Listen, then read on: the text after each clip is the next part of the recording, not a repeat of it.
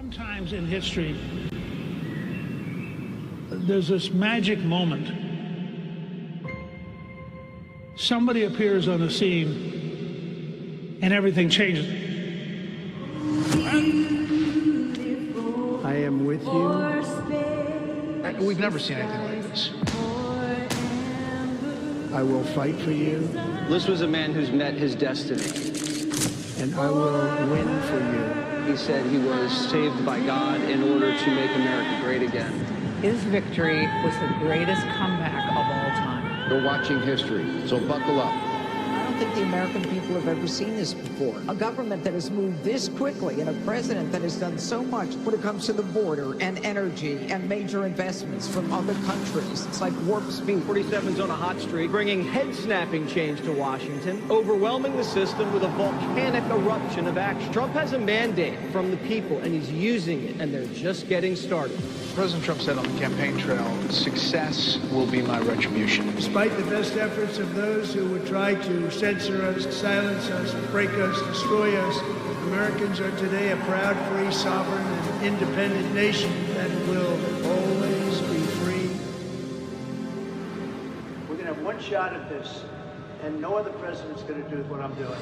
America's back. Common sense is back. He is keeping his promise to you, the American people. Inflation is down. Growth is up. The numbers don't lie. The economy is soaring. Lowest gas prices in 4 years. And record tariff revenue. The USA is on a roll, culminating in the signing of the One Big Beautiful Bill on July 4th. The Trump economic golden age is full steam ahead. America is back, thanks to the courage of President Trump, thanks to the leadership of his amazing cabinet, and thanks, of course, to our brave men and women in the United States military. This is a message to the rest of the world. The days of ripping off America and Americans are officially over. Between the attacks on Iran's nuke site and the Maduro operation, the U.S. military recruitment at an all-time high. This president will go down in history as a peacemaking president. Peace through strength. America's in charge. And he's just got one filter, and that is America first. Whatever they're doing, it's working. Zero illegal crossing, drug cartels frustrated, less crime. We have the most secure border in the history of this nation. If you think we're doing good now, you just wait till this coming year. The president isn't taking his foot off the gas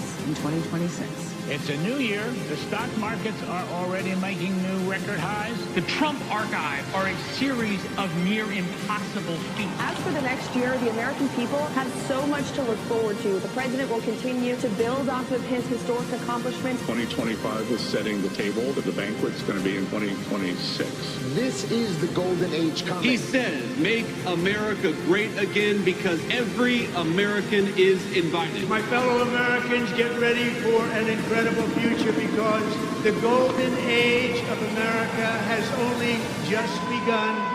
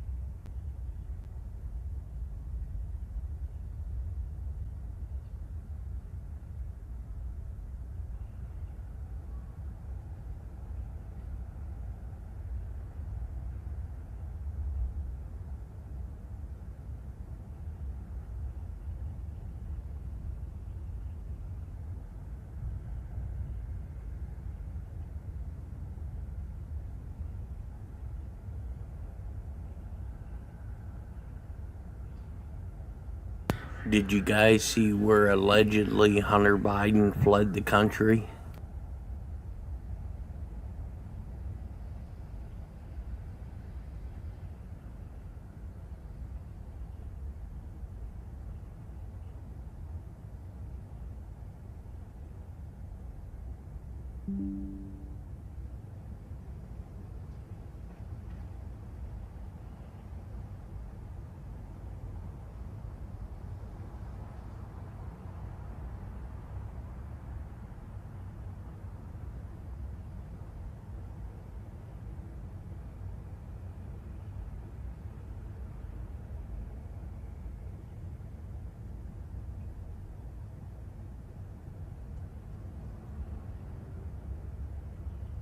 A lot of planes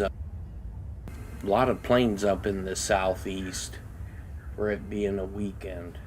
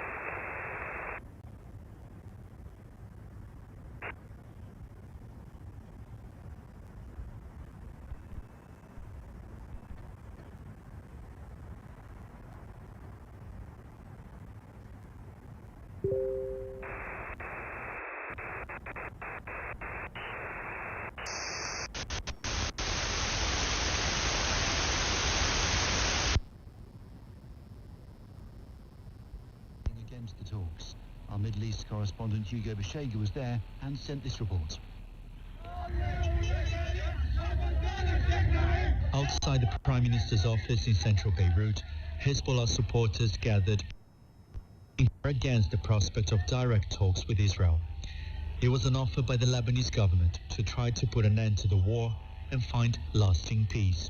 The crowd carried Hezbollah's flag, the flag of Iran, which is the group's main supporter, and pictures of the late Hezbollah leader, Hassan Nasrallah. Sarah waved a Lebanese flag. I'm proud to be here because Hezbollah is the only resistance against this evil one, this Netanyahu one, who is stealing our country, killing our people. This is a divided country. Many here blame Hezbollah for dragging Lebanon into conflicts and support negotiating with Israel. Lebanon, however, has demanded a ceasefire before any talks. But Israel says its war against Hezbollah will continue. Ukraine and Russia have both claimed there's been multiple minor violations of this weekend's temporary ceasefire to mark Orthodox Easter, including shelling and drone strikes. No casualties have been reported. The 32-hour truce declared by President Putin is intended to last until the end of tomorrow. In his nightly video address, President Zelensky said he wished it could be in effect for longer. The Metropolitan Police says more than 500 people have been arrested at a Palestine Action protest in central London. The force said those arrested were aged between 18 and 87. Our correspondent Noor Nanji was at the protest in Trafalgar Square and sent this report.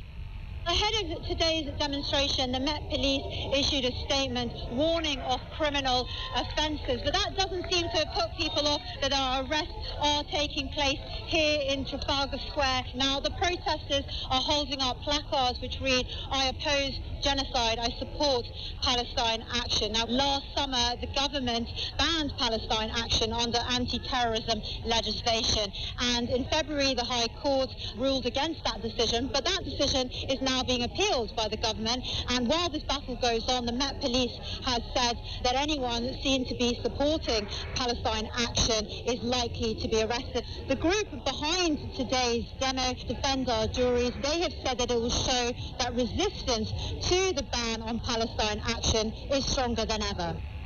Police in the Republic of Ireland have, with the help of the army, moved away vehicles and protesters that were blocking access to the country's only oil refinery.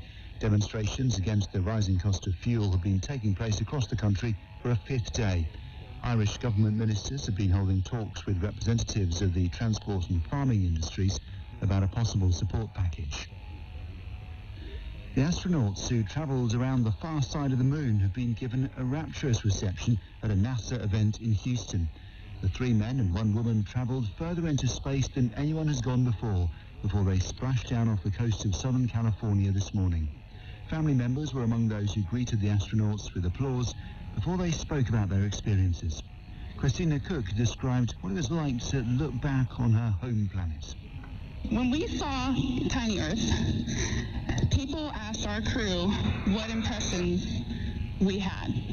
And honestly, what struck me wasn't necessarily just Earth, it was all the blackness around it. Earth was just this lifeboat hanging undisturbingly in the universe. The Foreign Minister of Mauritius, Dana J. Ramphal, has vowed his country will reclaim the Chagos Islands and complete what he called a decolonisation process after the UK shelved its deal to hand them over. Ministers say the treaty cannot proceed without American support. The new Chagos bill is not expected to feature in the King's speech when Parliament reconvenes next month. Now for a look at the Sunday papers. In an interview with The Telegraph, the former head of the Equality and Human Rights Commission, Baroness Faulkner, has accused the government of cowardice in not yet publishing guidance for businesses and public bodies on women's rights to single-sex spaces. Lady Faulkner tells the paper that the Women's Equalities Minister, Bridget Phillipson, is blocking the guidance over fears it may damage her chances of promotion. The paper reports that Ms Phillipson has previously said that time is needed to get the updated code right. And the Mail says defence sources have told the paper that the Royal Navy will be forced to ask for French help intercepting Russian vessels in British waters because the UK fleet is struggling to meet operational commitments. At Aintree, EAM Maximus made history by winning the Grand National for a second time, ridden by the jockey Paul Townend. Our sports correspondent Andy Swiss is there and sent this report. It was a day when the favourite lived up to his billing. Under chilly skies, 60,000 fans flocked to Aintree and the National produced a dramatic finale. Over the finals fence, the 28-1 shot Jordans led the way, but EAM Maximus, the winner in 2024 and second last year, once again showed his class and history beckoned. But it's a famous win for EAM Maximus, who becomes the first horse since Red Ram to regain the Grand National. What a performance! As jockey Paul Townend celebrated, there was delight too for his trainer Willie Mullins, the first trainer to win 3 Nationals in a row since Vincent O'Brien in 1955. And he paid tribute to his jockey. People from the outside looking at it mightn't realise how cool Paul was. You know, when Jordan, I think it was, went off to the third last when 6 or 8 lengths clear, most guys would just tear after him. Paul just sat there, sat. Paul could sense that he was coming back to him, and then he just applied the accelerator. And it was a historic day too for J.P. McManus, the first owner to win the race 4 times. In sport, the third round of the Masters Golf has just come to an end, and Rory McIlroy now only jointly leads. With news of that and the rest of the day's action, John Wilkinson. The defending champion Rory McIlroy had been 6 shots ahead coming into the third round. Cat Downs has been watching at Augusta National.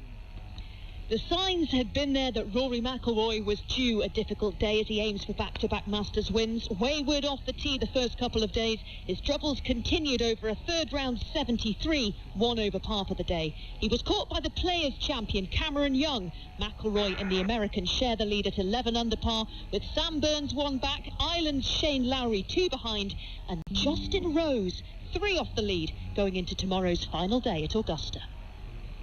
The Premier League leaders Arsenal have lost 2-1 at home to Bournemouth. It means that Manchester City would narrow the gap to just 3 points if they win their games in hand. And for Arsenal, it's 3 defeats in 4 games in all competitions. Everton drew at Brentford. Brighton beat Burnley, whilst Liverpool won 2-0 against Fulham with their 17-year-old winger Rio Ngomoa opening the scoring. Hearts remain 3 points clear of Celtic in the Scottish Premiership title race. Celtic beat St Mirren 1-0, but Hearts scored twice after the 87th minute to come from behind and win 3-1 against Motherwell. The Women's Six Nations is underway, and the defending champions England have opened their campaign with a 33-12 victory over Ireland. It was played in front of a tournament record crowd of over 77,000 at Allianz Stadium. Scotland beat Wales, whilst France thrashed Italy. Boxing's former heavyweight world champion Tyson Fury has defeated Arslanbek Makhmudov by unanimous decision after ending a 15-month retirement. He then challenged Anthony Joshua, who had watched from ringside. John Wilkinson. The headlines again. Marathon peace talks have taken place between Iran and the US in Islamabad. Reports say they've been paused until tomorrow. The US military says its warships have begun the work of clearing mines from the Strait of Hormuz. More than 500 people have been arrested at a protest in London in support of the banned group Palestine Action. The Artemis II astronauts have been given a hero's welcome home to Houston. BBC News.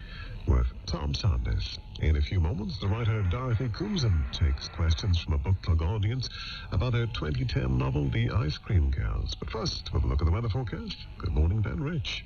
Hello there. Saturday turned into a very blustery day across the UK. Strong winds driven by an area of low pressure, which also brought frequent April showers, some with hail and thunder. And we've certainly lost the warmth we had earlier on this week, just a few days ago. On Saturday, the highest temperature across the UK was at Heathrow, to the west of London, 14.7 degrees Celsius. And at Lerwick in Shetland, temperatures climbed no higher than 6.5 degrees Celsius. Heavy downpours brought 25.2 millimetres of rain to Capel Kirrig in Conwy. Ronaldsway on the Isle of Man recorded 7.8 hours of sunshine. Now, the showers will continue through the rest of the night. Still some heavy thundery ones in places, and it stays windy out there. Gales around some western coast, gusts of 40 to 50 miles per hour quite widely. Overnight temperatures around 6 to 8 degrees in most places. And into Sunday, starting across England and Wales, some showers from the word go out towards the west. Eastern parts of England starting on a mainly dry note with some sunny spells. The showers, though, will migrate eastwards, becoming more widespread for a time through the early afternoon. Some heavy thundery ones, but there will always be some sunny spells between the showers, and perhaps those showers easing off a little bit as we get towards the very end of the afternoon. Still quite blustery, but winds easing down a touch, and temperatures across England and Wales around 13 to 16 degrees. Now, for Northern Ireland and Scotland, there will be frequent showers throughout the day, moving from west to east, and perhaps joining together at times. Longer spells of rain. Some of the showers will be heavy and thundery. A few bright or sunny spells, but often quite a lot of cloud. It does stay windy. Gales around coast in northwest Scotland, gusts of 50 to 60 miles per hour in places, and temperatures of around 9 to 12 degrees. Now, through Sunday nights, many of the showers will fade. The winds will ease as well, so Monday will be a calmer day with lighter winds. But while there will be some sunny spells, there will still be some heavy showers. Ben, thank you, Ben Rich. Now, Radio 4, here's James Nocty. Hello and welcome to Book Club, and to a fictional trial for murder that forced 2 young women to reveal the trauma of their treatment by a teacher when they were teenagers, and attracted obsessive public interest. And welcome, too, to a psychological thriller, The Ice Cream Girls by Dorothy Coomson, which, when it was published in 2010, became something of a sensation on its own. One of those word-of-mouth book club books that took off like a rocket. The story of Serena and Poppy, serially abused by a man they trusted and then tried for his murder, is partly told in newspaper headlines, partly in first-person accounts, and the reader can only watch as the violent betrayal of the trust unfolds. The teacher Marcus turns out to be driven mostly by a predatory sexual interest in 15-year-old girls. And so Dorothy's book, unfortunately, seems to be a contemporary tale too, with echoes from stories that we follow every day. As always, when we have a thriller in front of us in Book Club, we won't reveal every detail, but we will follow the story of these two young women. The story is told almost wholly in their voices, who are separated when Poppy is convicted of murder and Serena acquitted. We know that, incidentally, from the beginning of the book. It is a story of trust and innocence, friendship and bitter experience. One of the girls has to deal with long years in prison, the other with a life that is apparently freer, but always overshadowed by the emotional disruption of her teenage years. They are memorable witnesses. By the end, when we learn the whole truth, we seem to know everything about them. Dorothy Coomson, welcome to Book Club.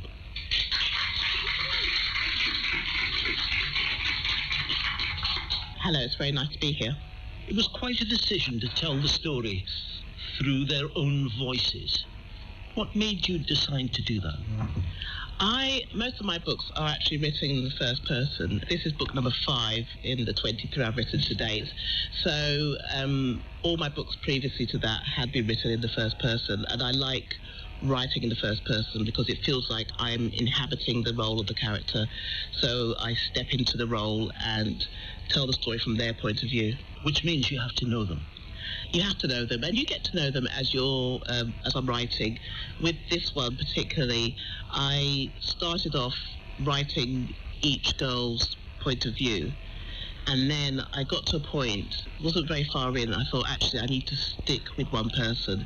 So I wrote all of Poppy's story first, and then I wrote all of Serena's story, and then I mixed them together. But the going back and forth, as it is in the book, the published book, didn't work. I needed to stay Poppy and I needed to stay Serena. So you needed to understand the two individual stories before you could entangle them. Yes, and that's why in the book there are a few scenes that you see from each person's point of view, because they are pivotal moments for both of them. And I needed to show them from Poppy's point of view and from Serena's point of view. We'll come to this later, I'm sure, but which of them is the more resilient in these awful circumstances, do you think? Well, that was the whole point of it.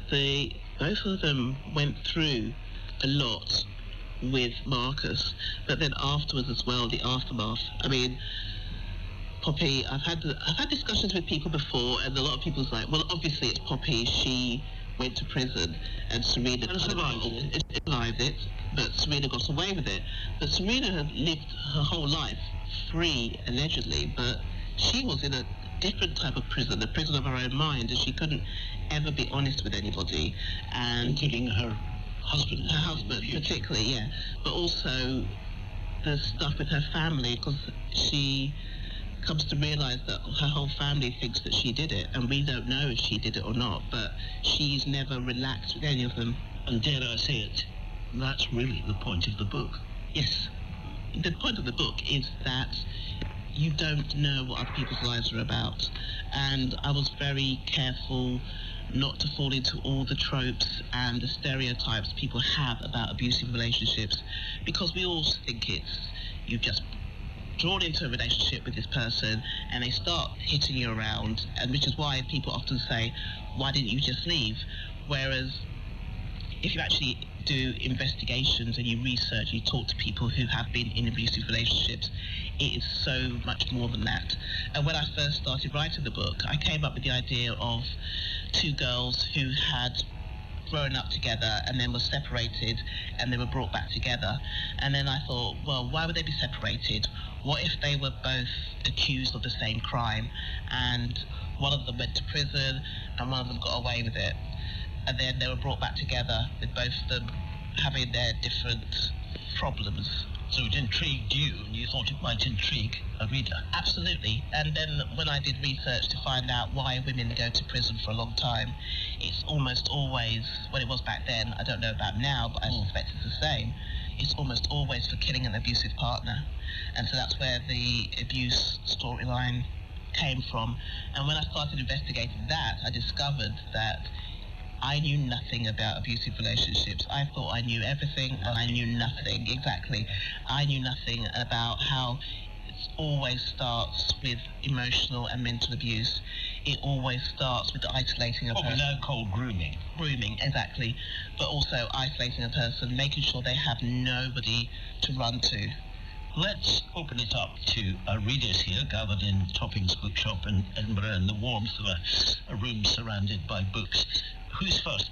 In the initial chapters of the book, there is no clear description of Poppy or Serena, so it's kind of left ambiguous which of them is black, which one of them is white, and so I was just kind of wondering what was the thinking behind this decision, and then also the decision to put Poppy rather than Serena in prison.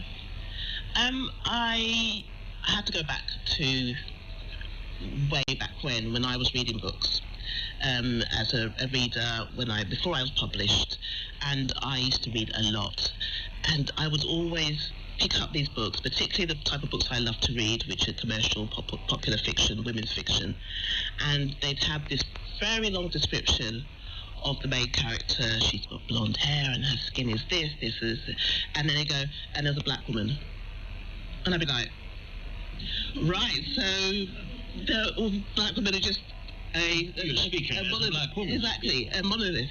So I was always very careful whenever I write my books. I always make sure that I describe every character fully. Every character deserves to have their description of their faces and their skin and their hair described properly. So with Poppy and Serena, there are sort of like hints always in the beginning. It's not outright said, but it is kind of clear who one of them's white and one of them's black. So that was the.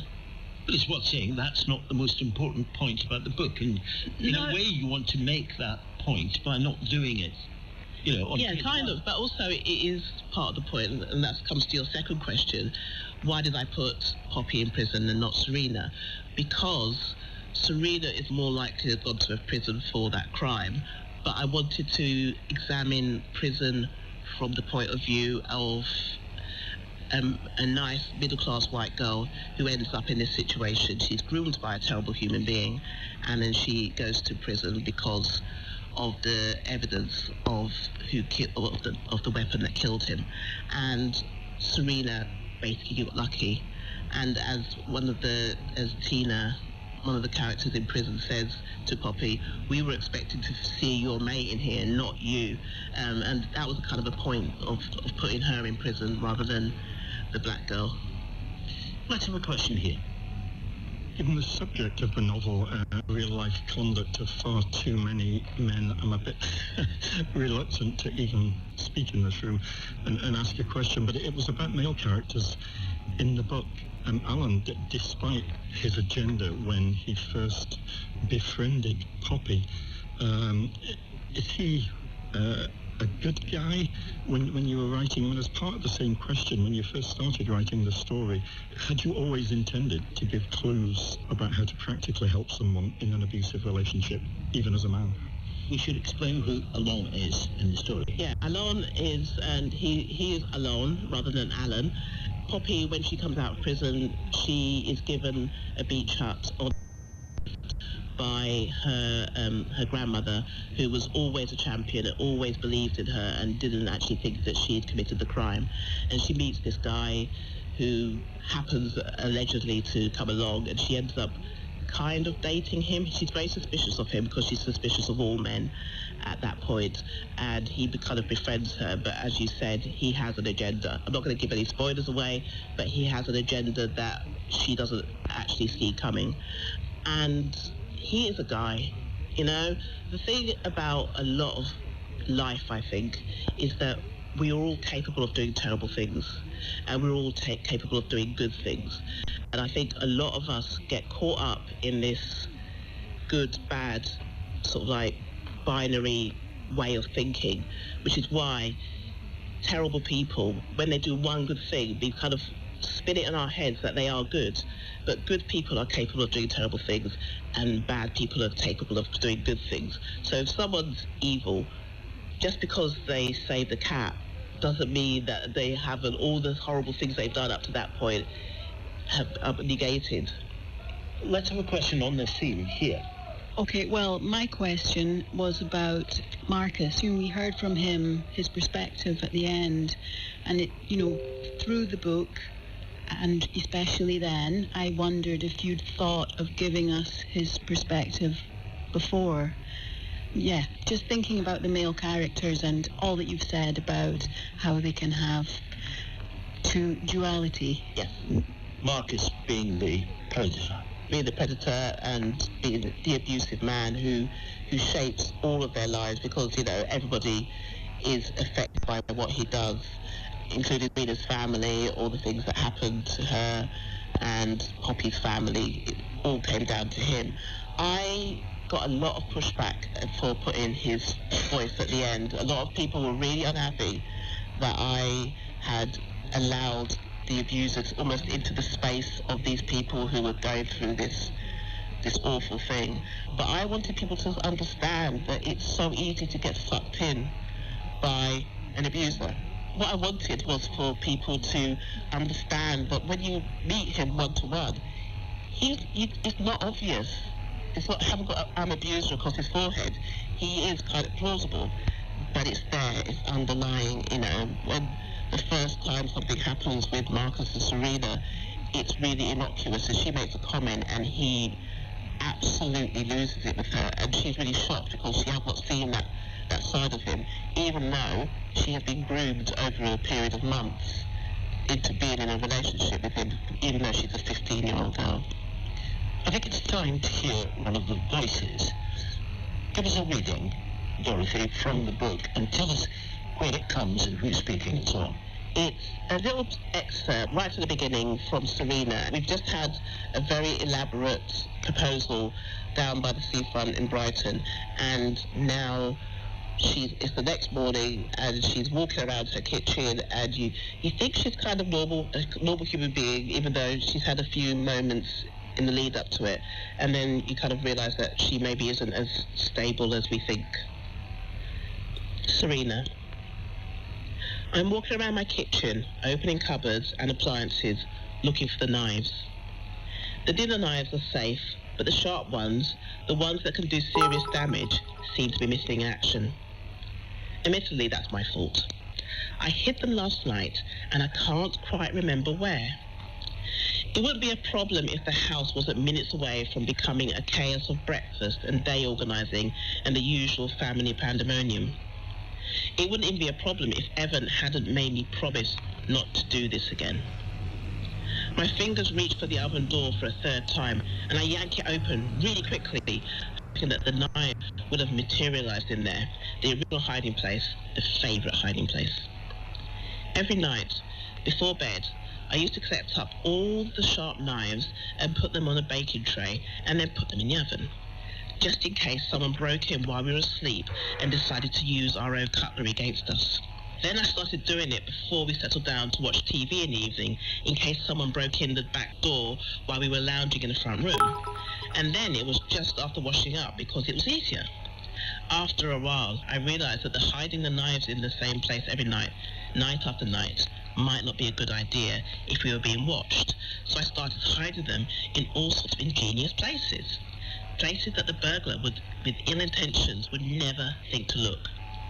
Turns out, I wouldn't think to look there either, because I'm constantly doing this, looking for the knives.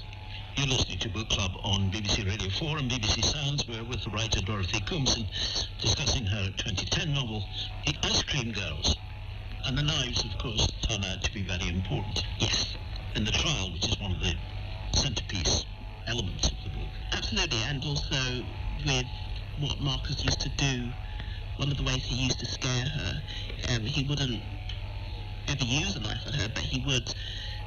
It was there. It was there. He was always sort of mocking her almost. He would scare her with a knife, and then he would laugh and sort of say, "What are you doing? Why are you acting like that? I'm not joking with you."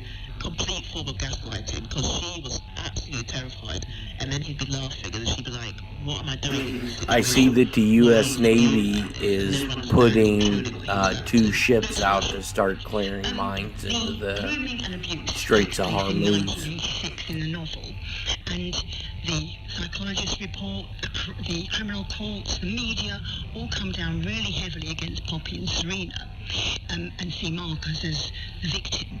I wonder whether today, post Epstein, Jimmy Savile, Weinstein, would the result have been different today? Would they have thought, let's just look at these girls and maybe we should question them because they were 15 when they first met him?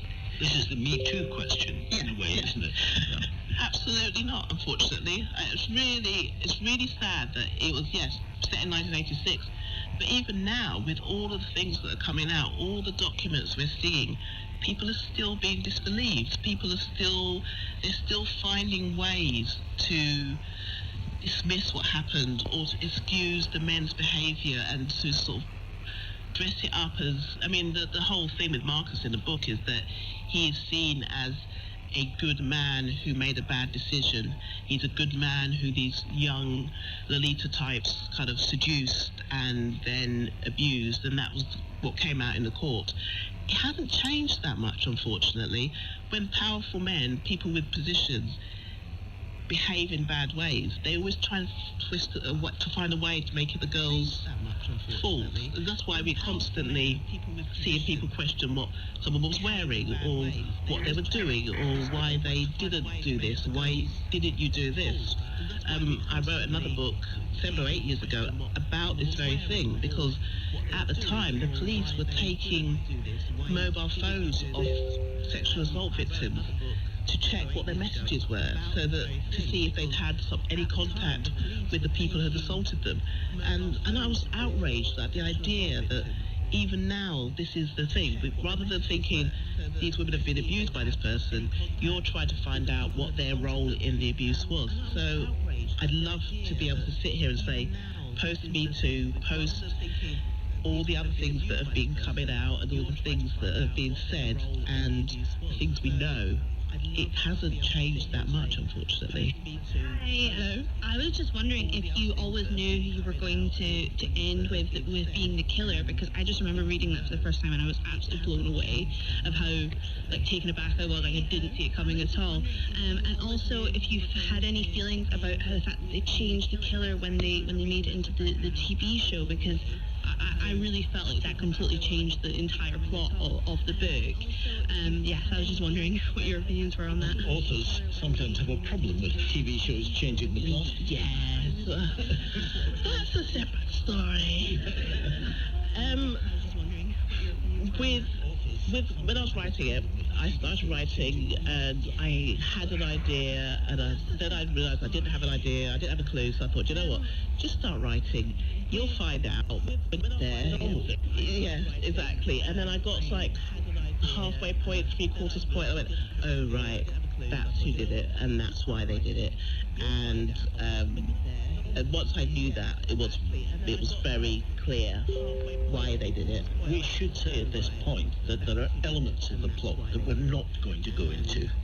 Now, it's slightly more complicated than the listener who has not read the book might think at this stage, and that's all I will say. Yes, and very hard not to spoiler it, but once I realised who did it, it was very simple to sort of do it, and after I wrote that book, I was like, I got to the end of it, I was like, I'm doing that. Right, who died? I'm going to do that again. That's why I say in those type of books. And the TV show, I had very little to do with the TV show, and they changed a lot of the elements of it, and I suppose that was their prerogative, but I didn't necessarily agree with, there were other things that I did agree with more. And changing the ending was one of the things they did, and they did that. What upset me, I suppose, was how the depiction of abuse and how that was not the nuances of it, the depth of it, the emotional elements of it. That was all erased from the TV series, and that was what I had an issue with. Who's next? Yeah, let's have one over here. It's really about Serena and the results of her not telling her husband and everything from the start. Do you think Are you trying to encourage, for young girls to be more open, or do you think it was her right, really, to try and put that behind her and hide it if she felt that was best for her? Very interesting question, that, isn't it? Yeah, I don't know, because I know there's things about me that my husband doesn't know, and I hope he doesn't listen to this, because, he's going to be asking me some serious questions.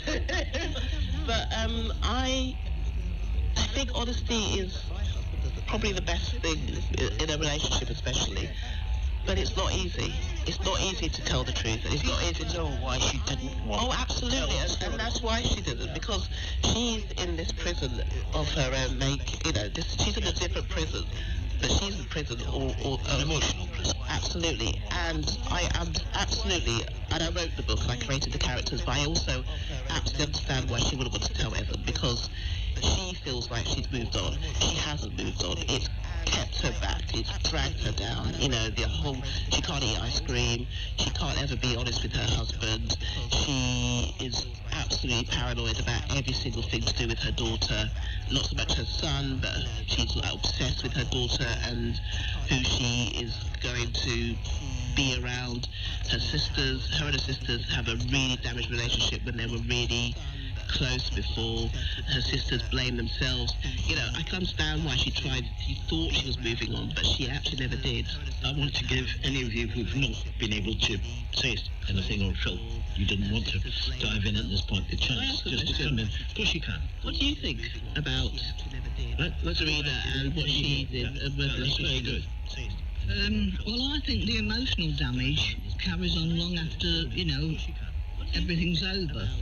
So a lot of people, they would not, in that position, not just Serena, but girls in general, once the cat's out the bag and they tell someone and it usually passes on, they have to live with that then for the rest of their lives. So I can far understand more that people wait until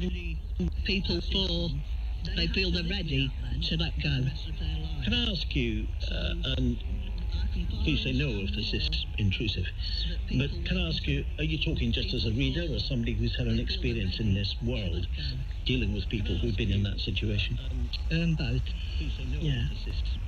And that's the thing, there are so many people who do live with that emotional hangover of what they go through, and they're not being able to tell people, because not understanding if people are going to understand or be on their side or sort of believe them almost. And that's the part of the believe women thing that upsets me, that people don't believe you straight away, so you don't feel like you can tell, and that's why you don't tell, and that's why you end up staying in that situation, because you feel that no one's going to help you or understand you.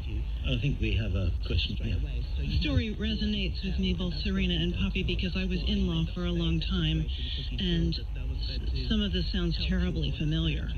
And I'm just curious whether, I know you must have talked to many people who had this kind of abuse and prison experience, and I'm just curious, was it a lot of people, and how sharp are the commonalities? Because this sounds,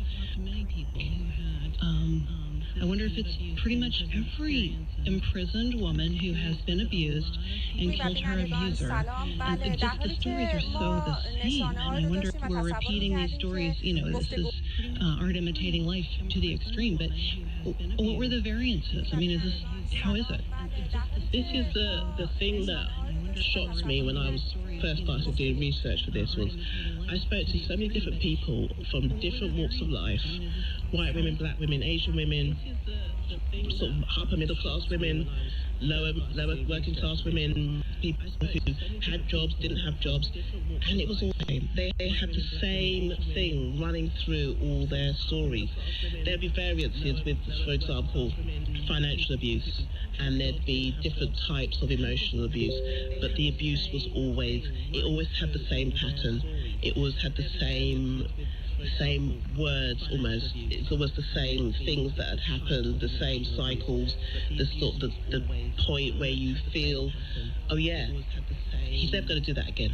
he's never going to talk to me like that again. He's never going to hit me again. And then you're living in this sort of like amazing world where he's really nice to you, he looks after you, he makes you cups of tea, he buys you flowers, and he treats you really well. But you're always thinking, right, I mustn't say that word, I mustn't do this, I mustn't leave the kettle on this side of the stove, I mustn't put the eggs on that shelf in the thing. You're constantly waiting, trying to predict what's going to set them off. Dorothy, I wanted to ask you, in researching and writing on this theme, was there a certain amount of trauma for you too? Not so much trauma, but just kind of realising how difficult people's lives are. And like I say, when I first started the book, I thought I knew what abusive relationships were all about, and then I came away, I was like, I know nothing about abusive relationships. And so it is difficult, and it is hard to step away from it once you've finished, especially when you hear other people's stories. But it is quite liberating because I can shape the story and I can give them a sort of ending that is, I won't say a happy ending, but an ending that is good for them, if you understand what I mean. Dorothy Coomson, thank you very much indeed for being our guest on Book Club this month and talking in such a wonderful way about the Ice Cream Girls, its background and its reaction. Thank you very much. On Radio 4 at the same time next week, you can hear another episode of Take 4 Books, the programme where an author talks about a new novel and the 3 other literary works that may have helped to shape it. The next episode of that programme is going to feature the writer Jenny Fagan and her new novel, The Delusions. Our next episode of Book Club will be with the writer Nicola Barker for her novel Dark Man. It's massive as a bestseller and also in size. As always, we will give you all the details of that event on the website. Meanwhile, do keep reading along with us until next month and the next book.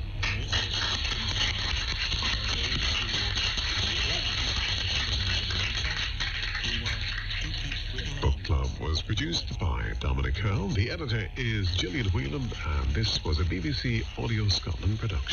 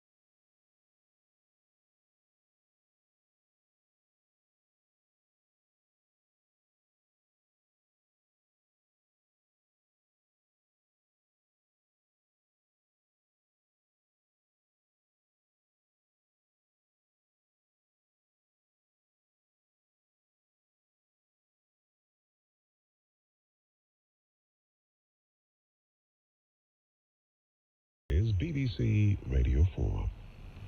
Now, the shipping forecast issued by the Met Office on behalf of the Maritime and Coast Guard Agency at 0015 on Sunday, the 12th of April.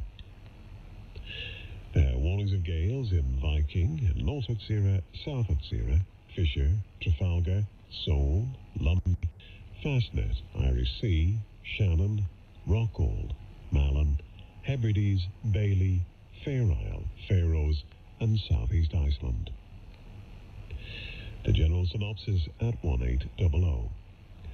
Low Rockall 968, expected Hebrides 977 by 1800 Sunday. The area forecast for the next 24 hours. Viking, North Hatsira, South Hatsira. Southeasterly 6 to gale 8, occasionally severe gale 9 in Viking and at first elsewhere. Rain, then squally showers, good, occasionally poor. 40s, Cromarty, 4th, Tyne, Dogger. South, southwest 6 or 7, decreasing 4 to 6 later. Squally showers, good, occasionally moderate. Fisher, German Bight. Southerly, southeasterly 7 or gale 8 at first in northeast Fisher, otherwise 4 to 6. Showers, good, occasionally moderate. Humber, Thames, Dover, White, Portland, Plymouth. Southwest 6 or 7, decreasing 4 to 6, then 2 to 4 later. Showers, squally at first, perhaps thundery in Plymouth. Good, occasionally moderate. Biscay. Westerly or northwesterly 3 to 5, occasionally 6 at first in north. Showers, good, occasionally moderate. Trafalgar. Northerly or northwesterly 6 to gale 8, decreasing 4 to 6 in west and later elsewhere. Showers, good. Fitzroy. West or northwest 4 to 6, occasionally 7 at first. Showers, good, occasionally moderate. Seoul, Lundy, Fastnet, Irish Sea. West or southwest 6 to gale 8, decreasing 4 to 6, then 3 or 4 later. Thundery showers, good, occasionally poor. Shannon. West 6 to gale 8, decreasing 4 to 6. Thundery showers, moderate or poor. Rockall. West or northwest 7 to severe gale 9, decreasing 4 to 6 later. Squally showers, moderate or poor. Malin. West or southwest 6 to gale 8, occasionally severe gale 9 until later. Squally showers, good, occasionally poor. Hebrides, Bailey. Cyclonic 6 to gale 8, occasionally severe gale 9 in Hebrides, decreasing 4 to 6 in North Bailey. Squally showers, good, occasionally poor. Fair Isle, Faroes. Southeast becoming cyclonic 6 to gale 8, occasionally 5 in Faroes. Squally showers, good, occasionally poor. And southeast Iceland. Easterly or northeasterly 6 to gale 8, decreasing 4 to 6. Squally showers, moderate or good. And now the weather reports from coastal stations for 2300. Tyree automatic. South 7, slight rain, 5 miles, 984, now falling. Stowaway. Southeast 6, 19 miles, 984, falling slowly. Lerwick. South-southeast 6, mist, 4 miles, 995, rising more slowly. Wick automatic. South-southeast 5, 6 miles, 990, falling slowly. Aberdeen. South by west 6, 24 miles, 993, now rising. Lucas. Southeast 4, 22 miles, 993, falling slowly. Boomer. South-southeast 5, 11 miles, 996, falling slowly. Bridlington. South by east 6, 1001, falling slowly. Sandetty light vessel automatic. Southwest 7, 5 miles, 1012. Greenwich light vessel automatic. South-southwest 6, 5 miles, 1012. St. Catherine's Point automatic. Southwest by west 6, 1010, now falling. Jersey, southwest 5, 12 miles, 1013, now falling. Channel light vessel automatic. Southwest by south 7, 1010. Scilly automatic. West-southwest 6, mist 4 miles, 1008, rising more slowly. Milford Haven, southwest 5, mist 5 miles, 1001, rising slowly. Aberporth, southwest 7, 6 miles, 999, rising slowly.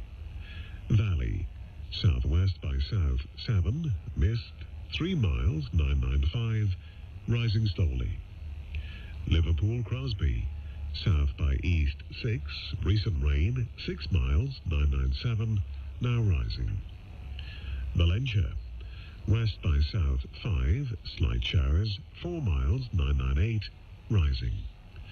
Ronaldsway, south-southwest 6, 7 miles, 992, now rising. Malin southwest by south 7, recent drizzle 15 miles, 985, now falling. And Machrihanish automatic, south 5, slight drizzle 16 miles, 987, now rising. And here's the weather forecast for the inshore waters of Great Britain and Northern Ireland, valid for the following 24 hours, issued by the Met Office at 2300. The general situation: a deep Atlantic low close to northwest Scotland, bringing strong winds across all areas, but with gales in the west and far north, will gradually ease as the low slowly move away northwards and fills. Further showers will affect most coastlines through the rest of the weekend and into Monday. Cape Wrath to Rattray Head, including Orkney. Southerly or southeasterly, veering southwesterly later, 5 to 7. Occasionally gale 8 near Orkney and later near Cape Wrath. Rain or squally showers, good, occasionally poor.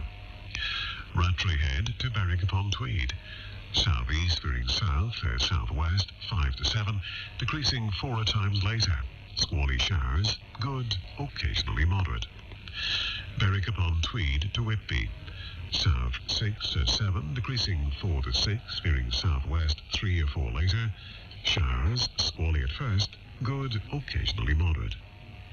Whitby to Gibraltar Point. South or southwest 6 or 7, decreasing 4 to 6, then 2 to 4 later. Showers, squally at first, good, occasionally moderate. Gibraltar Point to Northumberland. Southerly or southwesterly 6 or 7, decreasing 4 to 6, then 3 or 4 later. Showers, squally at first, good. Northforeland to Selsey Bill. Southwesterly 6 or 7, decreasing 4 to 6, then 2 or 3 later. Showers, squally at first, good. Selsey Bill to Lyme Regis. Southwest 4 to 6, occasionally 7 at first, becoming variable 3 or less later. Showers, squally at first, good, occasionally moderate. Lyme Regis to Land's End, including the Isles of Scilly. West or southwest 6 or 7, decreasing 4 or 5, becoming variable 2 to 4 later. Showers, perhaps thundery, good, occasionally moderate. Land's End to St. David's Head, including the Bristol Channel. West or southwest 6 to gale 8, decreasing 4 to 6, then 2 to 4 later. Showers, perhaps thundery, good, occasionally poor. St. David's Head to Great Ormond, including St. George's Channel. Southwest 6 to gale 8, decreasing 5 or 6, then 2 to 4 later. Showers, perhaps thundery, good, occasionally poor. Great Ormond to the Mull of Galloway. Southwest 5 or 6, occasionally 7 at first, decreasing 3 to 5 later. Showers, squally at first, good, occasionally moderate. Isle of Man. Southwest 6 or 7, decreasing 6, then 3 or 4 later.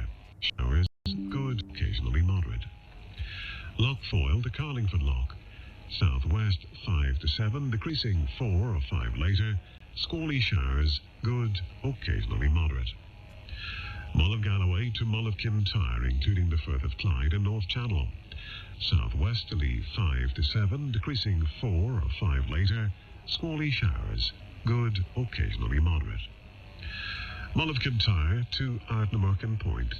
Southwest 6 to gale 8, decreasing 4 to 6 later.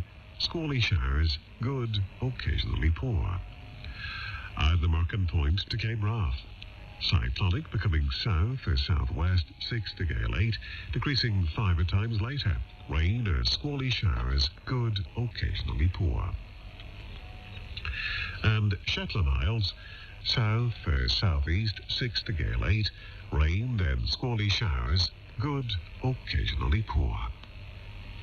And that completes the shipping forecast. Well, that's it for another day here on BBC Radio 4 from myself, Al Ryan, and all of us here in Broadcasting House. If you have been, thanks for listening. Have a safe, quiet and peaceful night. Good night. Ihawa.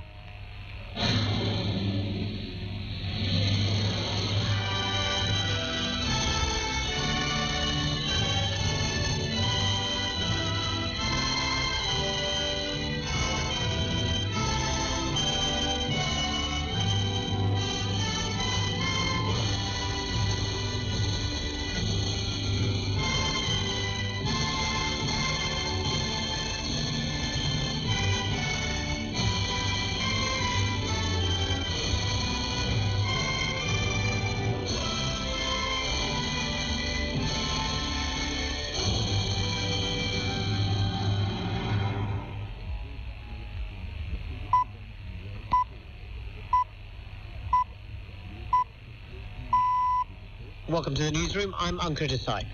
Well, eyes are on Islamabad as talks between the United States and Iran have been going on late into the night in Pakistan. The hope is to broker a deal. Meanwhile, on the White House lawn... Whether we make a deal or not makes no difference to me. The reason is because we've won. Donald Trump remains steadfast in his approach, reaction from the Pakistani capital to come during a critical point in the conflict. Elsewhere, the 4 crew members of the Artemis moon mission have been giving an emotional news conference at a welcome home ceremony in Houston.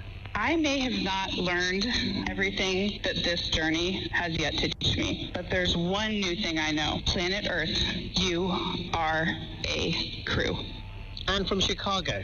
I don't know what you've been told. Violence kills both young and old. Former armed gangsters record an album of songs and poetry about the problem in their city. All of that to follow this World News Update. BBC News with Fiona MacDonald. NASA has welcomed home the 4 astronauts of the Artemis mission at a rapturous reception in Houston after they made it safely back to Earth from the far side of the moon. They were greeted with rousing applause by those assembled, who included their family members.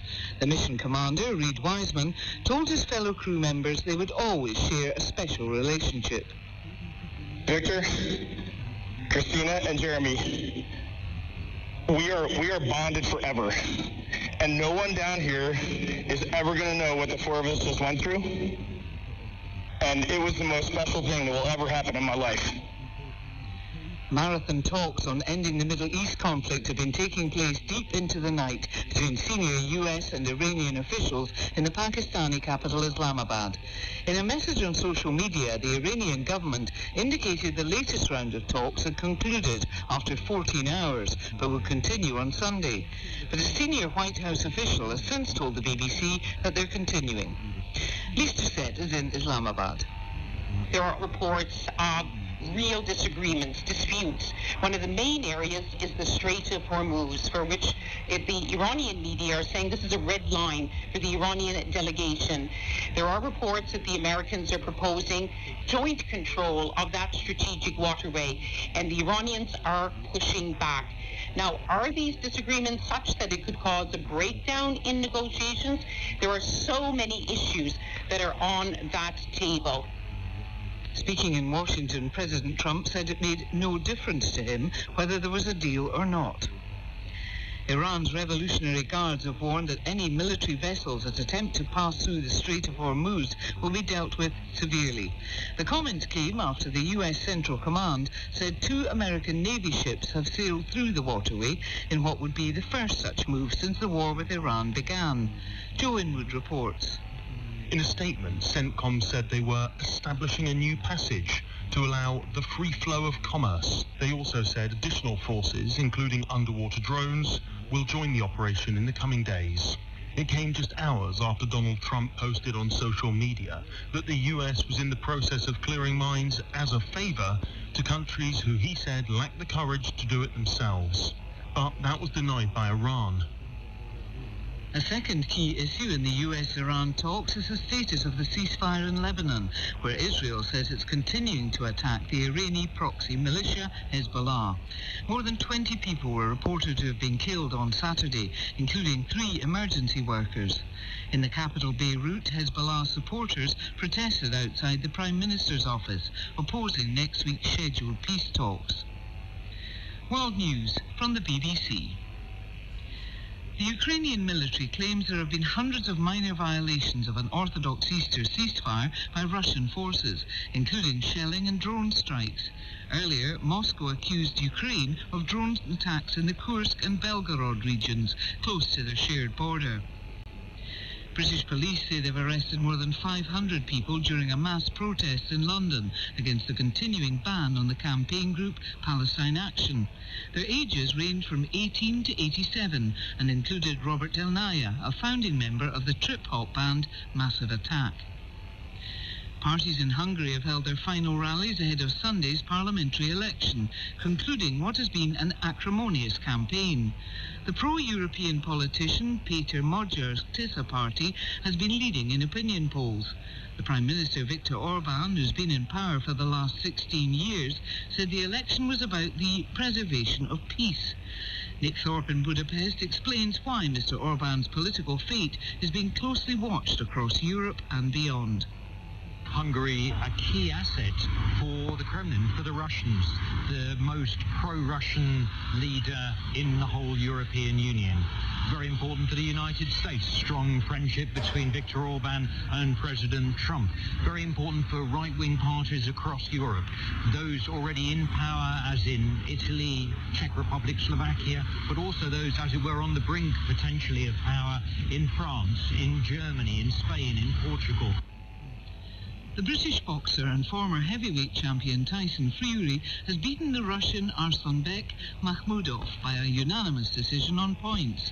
The fight in London was Fury's first and successive defeat to the unified heavyweight champion Alexander Usyk of Ukraine. The 37-year-old Briton was rusty, but won by a large margin. BBC News. Hello, you're listening to the newsroom from the BBC World Service with me, Ankur Desai. Welcome to the programme. Well, of course, all day it's been all eyes on Islamabad in Pakistan, where American and Iranian officials have been locked in hours of truly historic talks. Talks aimed at not just at bringing to a permanent end almost 6 weeks of war, but at resetting relations between two countries antagonizing each other for over 47 years since the Iranian Revolution. A reset with huge implications for the Middle East and possibly even more widely. So no little outcome riding on the success of the talks in Pakistan. But then thousands of miles away, on the very noisy lawn of White House, the US President had this to say. Whether we make a deal or not makes no difference to me. The reason is because we've won. You didn't catch that with the noise of the helicopter. Well, Donald Trump was saying that it makes no difference whether America gets a deal because it's already won. Just one of the ways, then, that these negotiations are far from straightforward. Another is that many, both in the US and around the world, are still dubious about America's exact reasons for going to war. So defining what a good deal would look like isn't easy. I spoke to our correspondent Azadeh Mashiri, who's in Islamabad for us. Before Saturday, we weren't even sure if the two sides would turn up. And now not only have the highest face-to-face talks since the founding of the Islamic Republic, since the Islamic Revolution in 1979 happened, but they've stretched long into the night and even the early hours of the morning here on Sunday. And so that in itself is a huge step. It's something that people here certainly weren't expecting.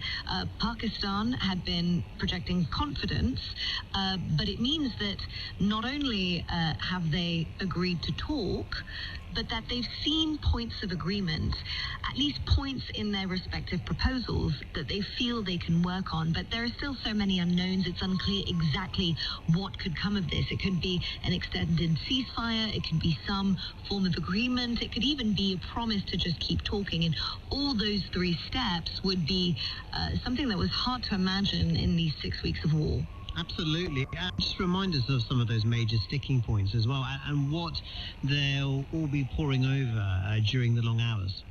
It's a really good point saying that they'll be poring over, because technical experts have met as well, and that's typically how these negotiators and negotiations work. When they do find areas that they can work on, it's the technical experts that get involved to hash out how it might actually work. Now, the nuclear program is, of course, a huge point of contention. Iran wants to continue enriching uranium. Iran also has a bank of missiles that, though depleted, they're still clearly capable of deploying. We've seen what's been going on in Gulf countries and the infrastructure that has been damaged throughout this war. Iran will want to maintain it, and the United States will see that as a big point of concern as well.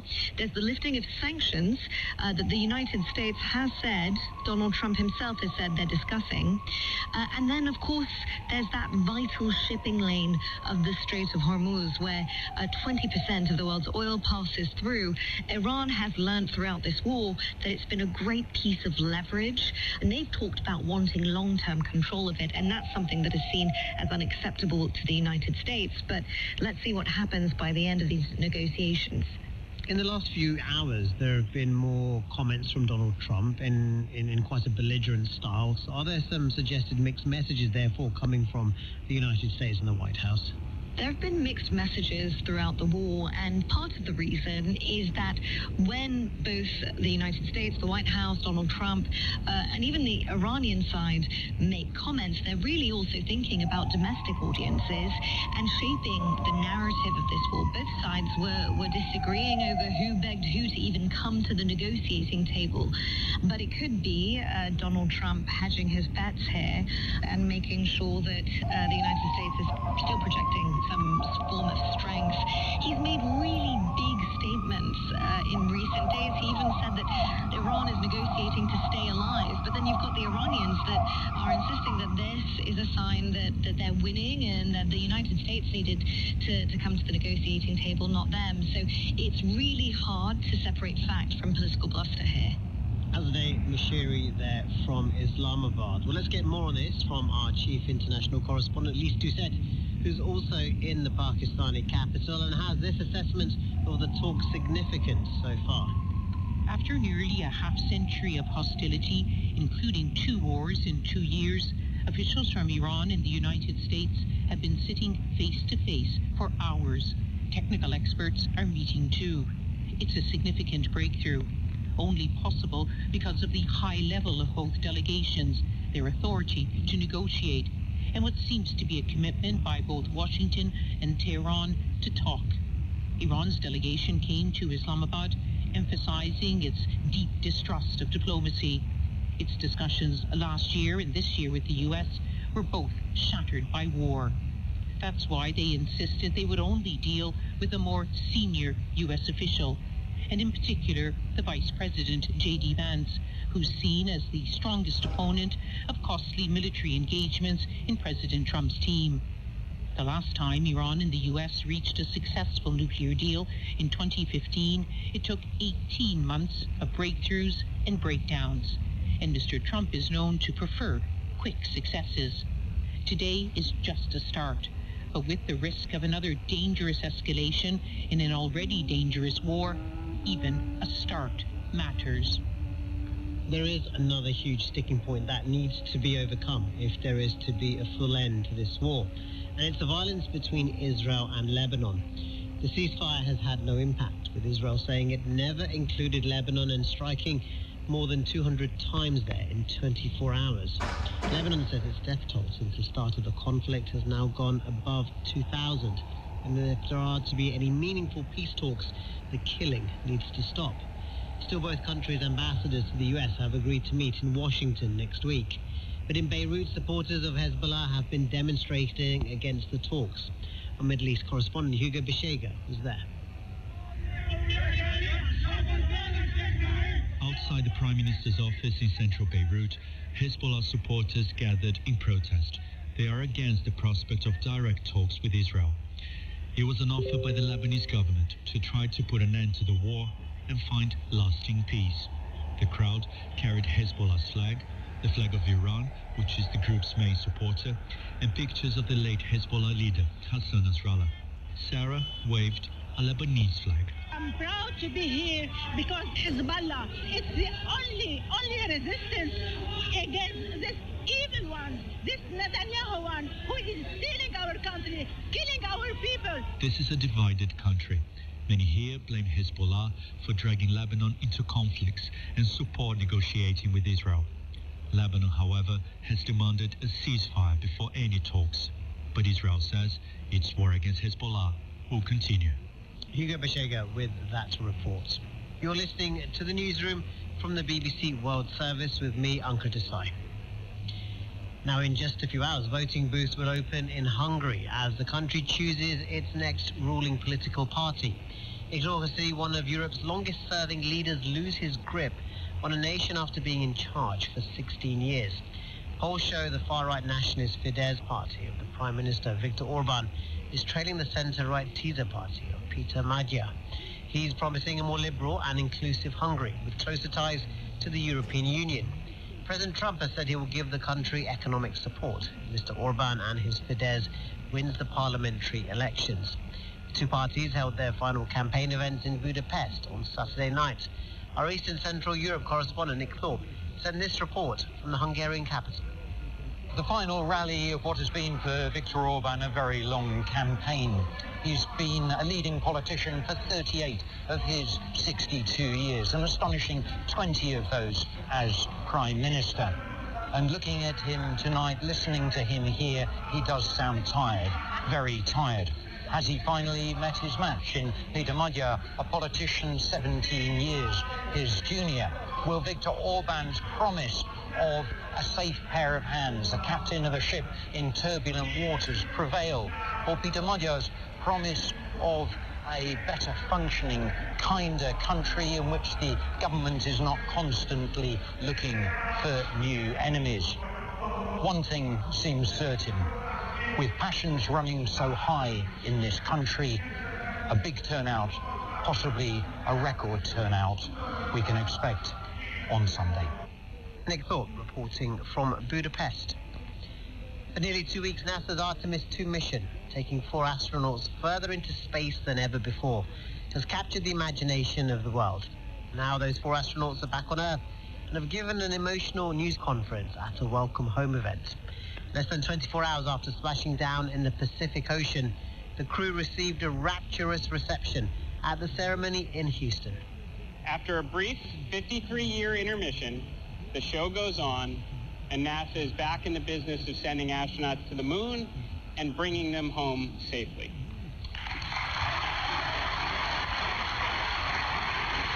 This is why it is now my great privilege to welcome to the stage Commander Reed Wiseman, Pilot Victor Glover, Mission Specialist Christina Koch, and Mission Specialist Jeremy Hansen. Ladies and gentlemen, your Artemis II crew.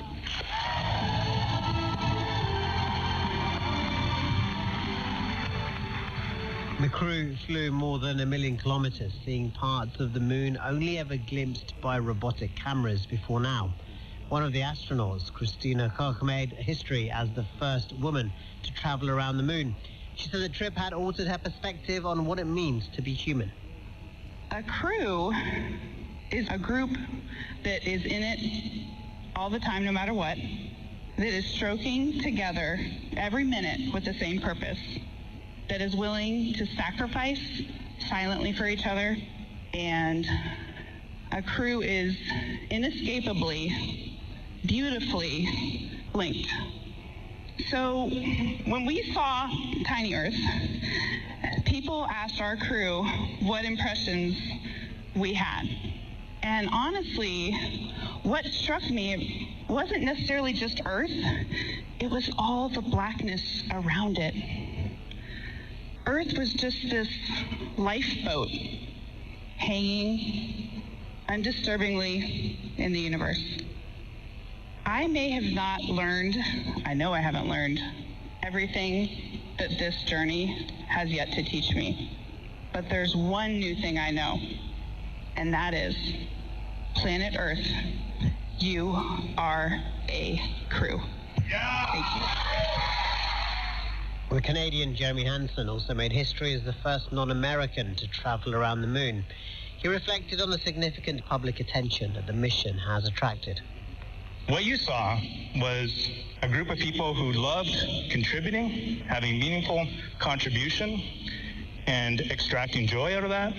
And what we've been hearing is that was something special for you to witness. And I would suggest to you that when you look up here, you're not looking at us. We are a mirror reflecting you.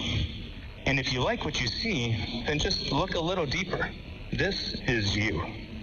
Canadian astronaut Jeremy Hansen speaking at the welcome home ceremony for the Artemis II mission in Houston. Gun violence in the U.S. city of Chicago has been described as an epidemic. There were 124 shootings in March this year, according to the city's police department. Now, a group of people affected by the violence, some of them former perpetrators themselves, have come together to record an album of songs, poetry, and prose about the problem. One of those involved was Kobe Williams of the Cure Violence Global organization, which works to combat such crime. He spoke to the BBC's Martin Vennard about the participants who call themselves the Chicago Gunfire Survivors and their album, The Forgotten Parts. I don't know what you've been told. Violence kills both young and old. I was part of the violence. I was making them choices in my life at a young age because we was told that that's the way you got to handle a situation is through violence. My father went to prison for a murder. My father came home for prison and he got killed. You know, that's all I knew how to handle business. It's violence. And this album was recorded in October last year, just around the time that President Trump deployed the National Guard to Chicago. Isn't he right that something needs to be done about the violence in the area? It's the community that needs to continue to come together, and people need to support more of the community violence intervention organizations who's doing the work to put out a lot of fires in these communities. We stopping a lot of shooting and killing. It's a problem, but say if somebody say, oh, in Chicago here, 400 shootings. Guess what? If it weren't for the people out there doing the work, the violence prevention groups, it probably would have been over 1,000 or 1,500 shootings. Daddy, save your mother, I'll save your mother. Save my sister, I'll save your sister. It's all about relationships. And people out there every day talking to the young men and the young ladies in the community, helping them change their mindset and their thinking. We need more resources to employ a lot of these young people in the community. When people get laid off, and programs get cut, you see a shift in violence going up because we ain't got boots on the ground to help these issues in these communities. I'm on one of the tracks, so what I say on that, you just don't never know what's gonna happen. You just don't know. Walking up the street, and sometimes you don't even know if something gonna hit you with a bullet. There's a track called Stop the Violence, Put the Guns Down, which is sung. Yes, this guy who did that track is a good friend of mine, J. Minor Allen. He was one of the program managers who was running one of the Cure Violence sites, and he always used to snatch the bullhorn and talk about put them guns down. I said, stop the violence, save the children, save the babies. Let's do it right now. And there's a track, May You Rest in Peace, by a woman who's lost both her sons to gun violence. May you rest in peace. May you rest in peace. I'm sorry. This is so real. She lost her kids, man, so she don't want to see no more mothers go through what she going through. And there's another track that I would describe as poetry. I have a clear view through my window where violence consumes the land, and all the young boys carry guns for toys and kill whomever they can. That track, one of my close friends who I grew up with, his name Doc. He doing good violence prevention work in the community every single day, making a difference. You know, he be around a lot of young guys every day, and that's just the reality of things. They carry guns. He started writing poetry while he was in the penitentiary. He obviously got a book out with poetry in it. Are you optimistic for your part of Chicago? I'm definitely always optimistic in my part of Chicago and all over the world where we do violence prevention work, because I always tell people it ain't how you start, it's how you finish.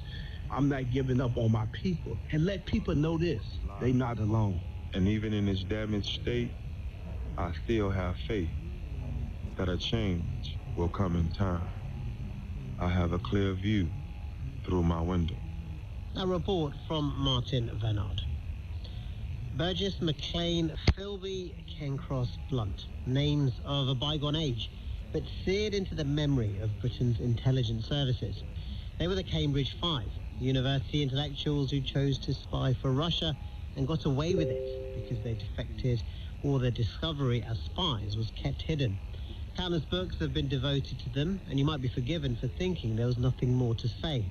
But now a new book called Stalin's Apostles, the Cambridge Five, and the Making of the Soviet Empire has been published, shedding fresh light on their activities. My colleague Owen Bennett-Jones spoke to the author Antonia Senior and asked her how the Cambridge spies helped the Russian leader Joseph Stalin create his East European empire. The first was diplomatically, by giving him all the gap between the rhetoric of Churchill and Roosevelt at the end of the war and their real thoughts about everything that was going on. And the other by a attempt to send men, money and arms to the partisans of Eastern and Central Europe who were trying to carve some measure of agency at the end of the war, and they were incredibly useful to Stalin in both those respects. The Five were quite different characters. Did some show more doubt than others? None of them showed very much doubt at all, to be honest, and that's one of the things that I found really fascinating about them. All were committed communists. There was a kind of toxic meeting of firm ideology and total narcissism and arrogance, which kind of propels them forward. There were moments where other people who had been recruited by the Soviets did pause. So when the terror was happening and all the illegal agents who'd recruited men like Philby and Burgess and Blunt and the rest, all of those got kind of caught up in the terror and they were purged. And before they were purged and during their purging, some of them had massive doubts about the project that they'd been embarked upon, not the Cambridge Five. The other moment was when Hitler and Stalin signed the Nazi-Soviet pact, and that was later spun by Stalin as a kind of cunning wheeze to sort of buy time before the inevitable showdown with Hitler. But actually, at the time, nobody saw it like that. Loads of Communist Party members all over the world tore up their Communist Party memberships. A number of the men who had been recruited in the 1930s by Soviet intelligence were so disgusted by the Nazi-Soviet pact that they stopped spying for Stalin, not the Cambridge Five. They doubled down. One of the reasons they are so fascinating, isn't it, is that they did come from within the heart of the UK establishment and turned on the establishment, and that is interesting and important. And these were really kind of Anglo-centric men, right? When Philby is running the Albanian operations, he says in his memoir that him and his American counterparts never forgot that their Albanian agents had just come down from the trees. These were the men that he was betraying. They weren't worth worrying about because they weren't British, because they weren't establishment. That was Antonia Senior, whose book about the Cambridge Five spies has just been published. Now, before we go, a bit of football for you. There have been many points during this season's English Premier League where it looked like Arsenal might be running away with it. But then they've had a couple of bad results, and suddenly their lead at the top of the table doesn't look as secure. So, with 6 weeks to go, are they going to miss out at the final hurdle yet again? Here's Will Talk. Arsenal have previous form for being in a seemingly commanding position at the top of the table and somehow not winning the title. So even though they're currently 9 points clear, fans would have been nervous ahead of today's match with Bournemouth. And they were right to be. Arsenal lost 2-1 here's boss Mikel Arteta. It's a big punch on the face, and now it's about the reaction. How you stand up and fight it and go with everything that we have forward, because it's a painful day for sure. It means second-place Manchester City, who play later on Sunday, have the chance to cut the gap to 6 points if they beat Chelsea, and they'll still have a game in hand on the league leaders. If you can't quite follow all the permutations, the crucial thing is it's looking increasingly likely that when Manchester City play Arsenal next week, there'll be a lot on the line. There's also a lot on the line at the other end of the table for Arsenal's biggest rivals, Tottenham Hotspur. They've never been relegated from the Premier League, but are in the bottom three and on terrible form. A lot of pressure then on the man they've brought in to try and keep them up, Roberto De Zerbi. We have to push all together, all players, all staff, all people inside of training ground, all fans inside of the stadium to achieve our goal. And then we will see. For sure, I don't want players if they don't want to stay. He's going to take charge for the first time when they play Sunderland later. Roy Chalk reporting, and go to the BBC Sport website to check out more of the latest sports stories, including Tyson Fury's return to heavyweight boxing and who's in the lead at the Golf Masters, which heads into its final Sunday tomorrow in Augusta. Right, you've been listening to the newsroom from the BBC World Service with me, Uncritis Sai. Stay with us throughout the night. Talks between the United States and Iran have been going on, and we'll bring you the latest from Pakistan. For now, from me and the team, thanks so much for your company. This is the BBC World Service, exploring Vietnamese club culture. Young energy, experimental. With a movement, we all move together. I'm Frank McQueenie, and I'm heading to the dance floors of Vietnam's biggest city, Ho Chi Minh. Everyone here calls it Saigon. It's a place where Vietnam's alternative culture is thriving. Vietnam is a new country. We get to be with the world. We don't have war anymore. It's fun now.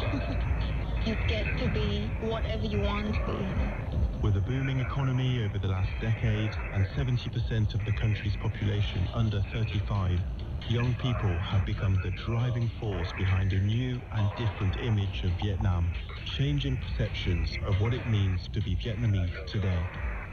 Global Dance Floors, Saigon. To listen, search the documentary online or wherever you get your BBC podcasts.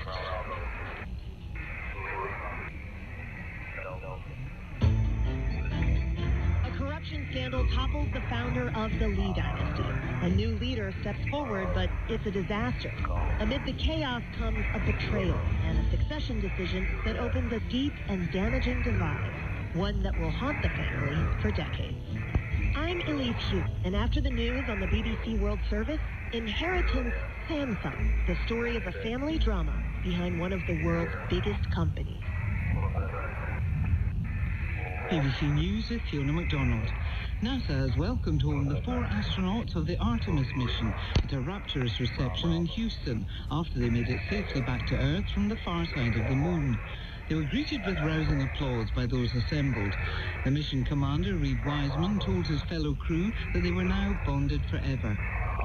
Marathon talks on ending the Middle East conflict have been taking place deep into the night between senior US and Iranian officials in the Pakistani capital Islamabad.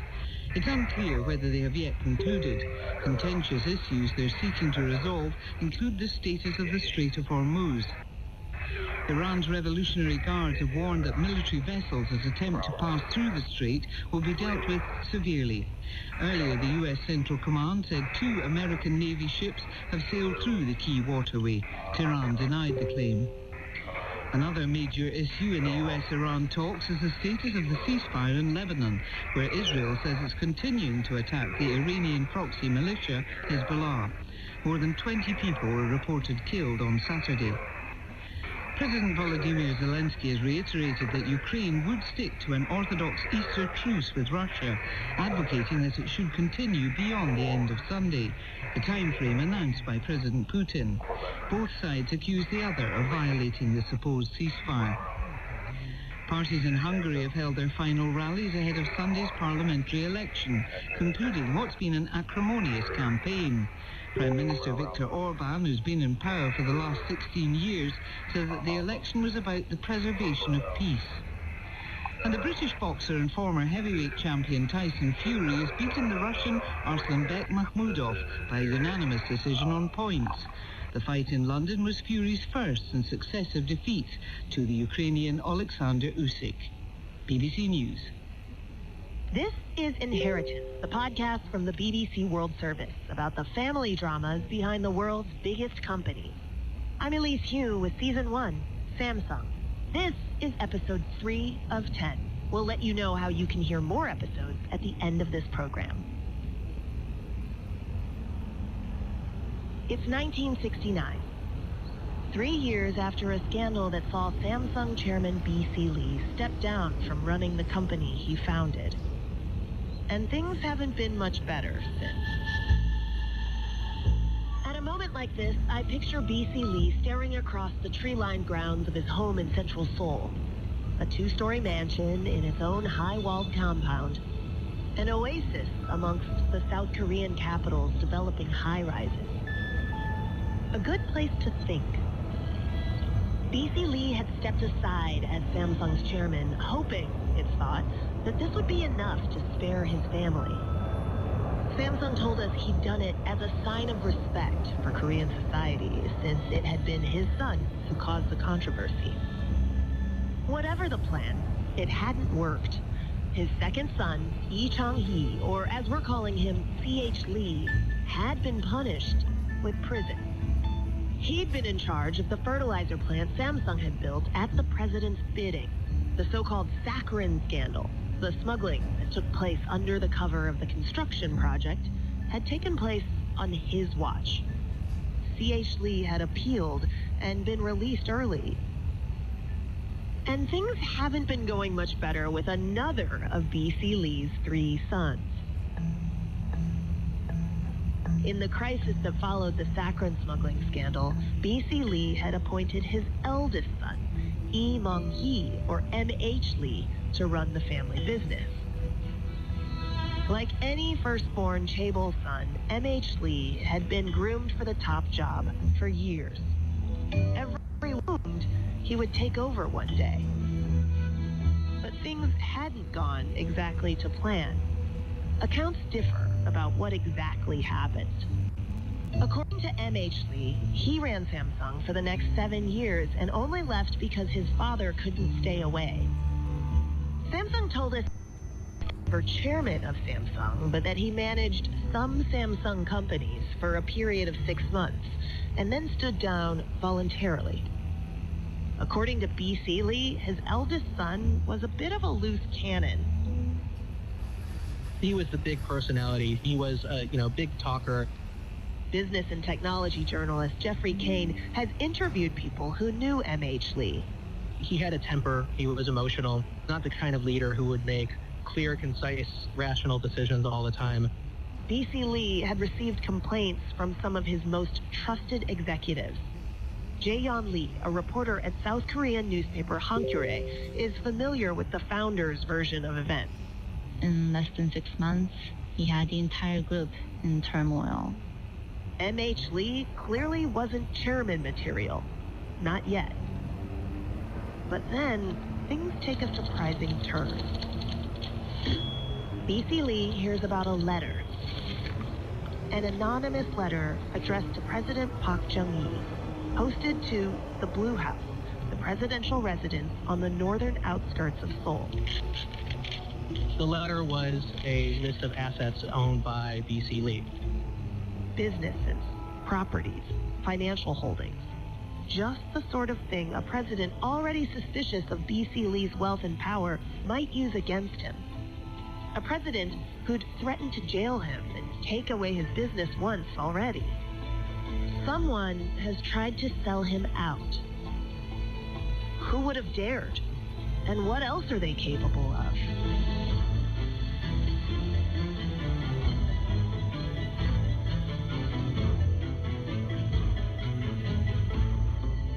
I'm Elise Hu. From the BBC World Service, this is Inheritance, the stories of the families behind some of the world's biggest companies. Our Our journalists have scoured the archives, combed through memoirs, and handpicked experienced observers to take you inside these dynasties. At times, we'll recreate, as faithfully as we can, the pivotal moments, all to understand how powerful empires are built and passed on. Season 1, Samsung. Episode 3 of 10, The Prince's Rebellion.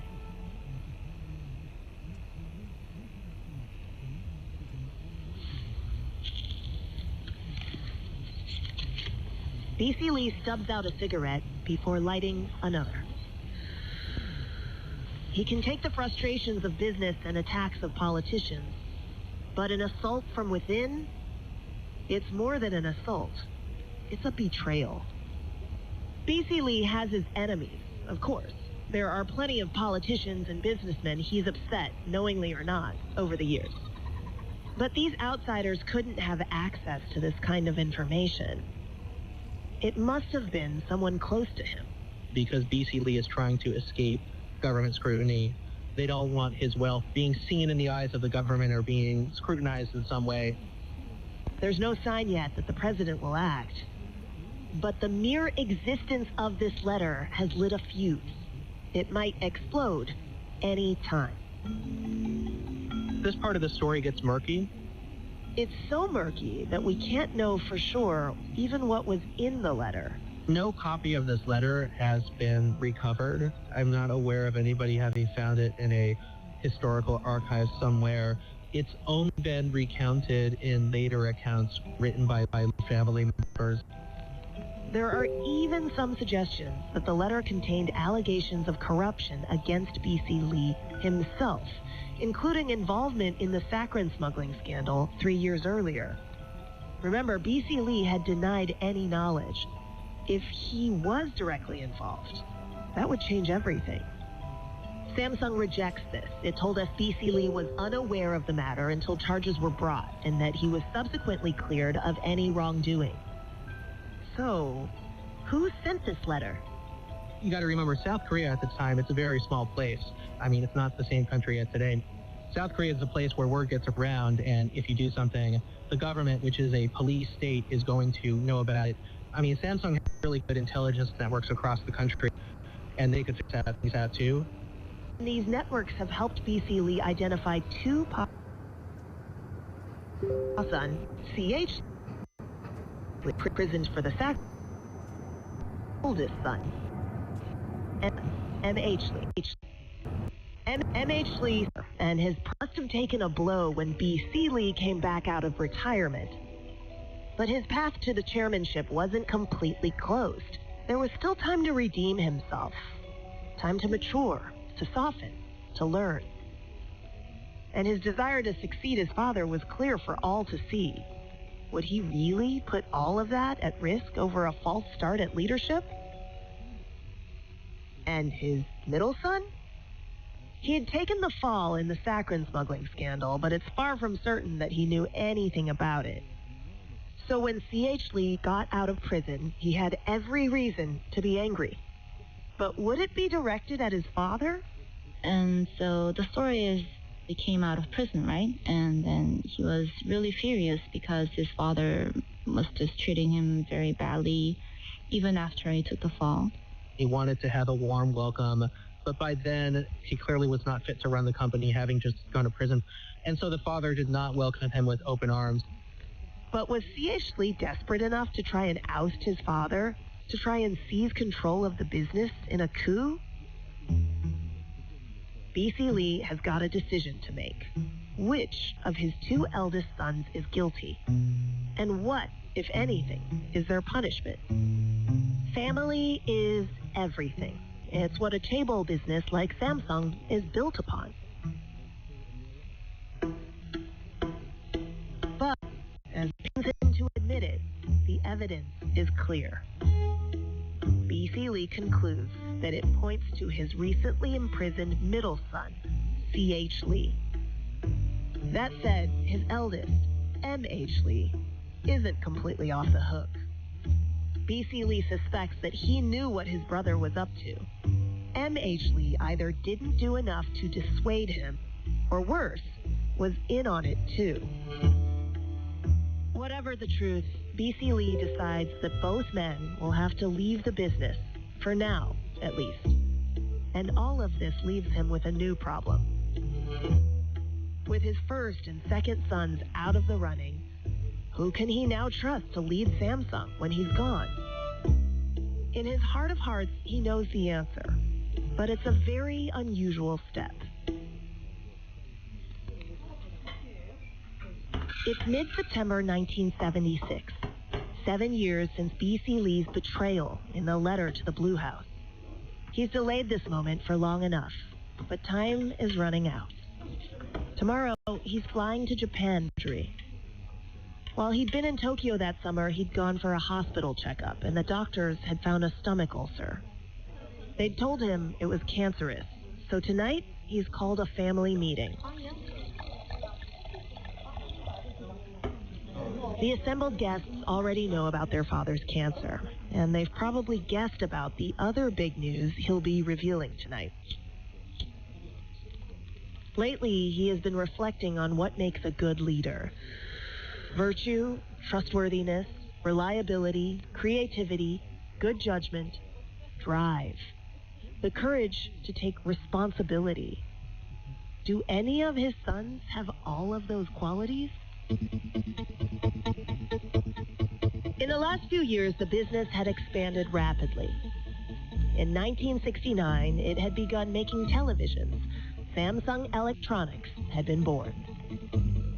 Refrigerators, washing machines, air conditioners, rice cookers all soon followed.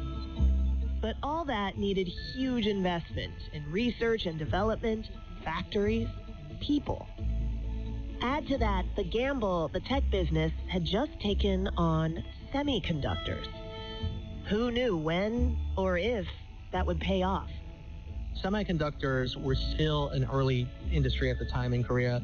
They had bought an American joint venture that was failing, and were trying to turn it into a maker of transistors for the popular electronics of the day. These are calculators and early computers and so forth.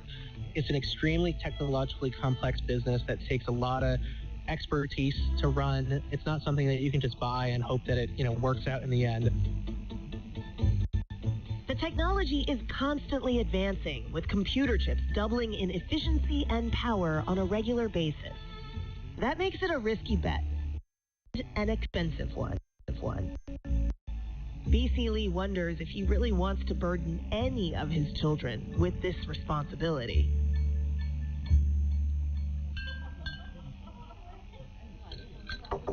Let's imagine the Lee family is all sat around a large wooden dining table. B.C. Lee, the eldest and highest ranking, begins his meal first. B.C. Lee's children are here, his sons and his 5 daughters. But there's no way any of them, astute though at the kingdom. In South Korean chaebol culture, women simply don't assume those kinds of positions. There is, actually, one notable absence. One child is away on business, and he is the one who matters most, because B.C. Lee is about to drop a bombshell. B.C. Lee really liked what he saw in K.H. Lee, his third son. He thought that K.H. had the right mix of brains and determination to lead Samsung.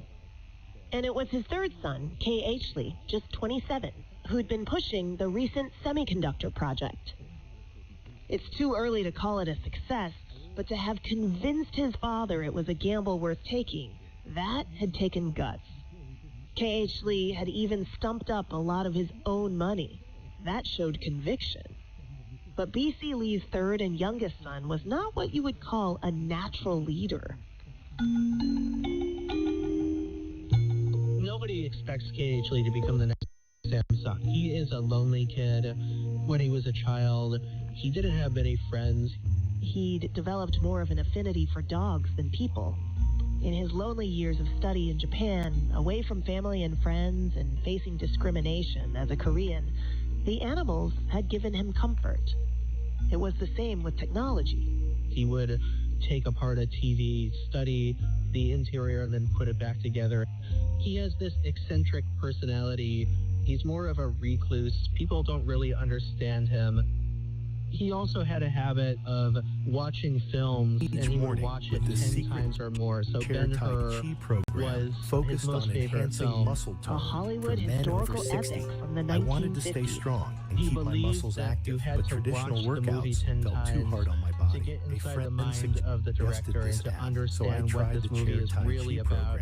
For men over 50, designed to build muscle strength. The exercises are gentle and easy, In our yet imagined activate family deep scene, muscles the Lees and are now finishing improve dinner. stability. After 1 week, Some of my them are muscles tense felt with more excitement, engaged. 2 weeks expecting in, this my could be their moment. balance and core Even got after stronger. the ups and After a downs month, of the I last moved 10 with years. confidence and The strength saccharin again. scandal, All I had to the do letter, was open the the crossed app wires. and follow along. Especially BC's eldest son, M.H. Lee, according to his later memoirs. He thinks that there's still hope. He always thought that he and his father could reconcile and have a big hug, perhaps, and M.H. Lee would lead the company one day.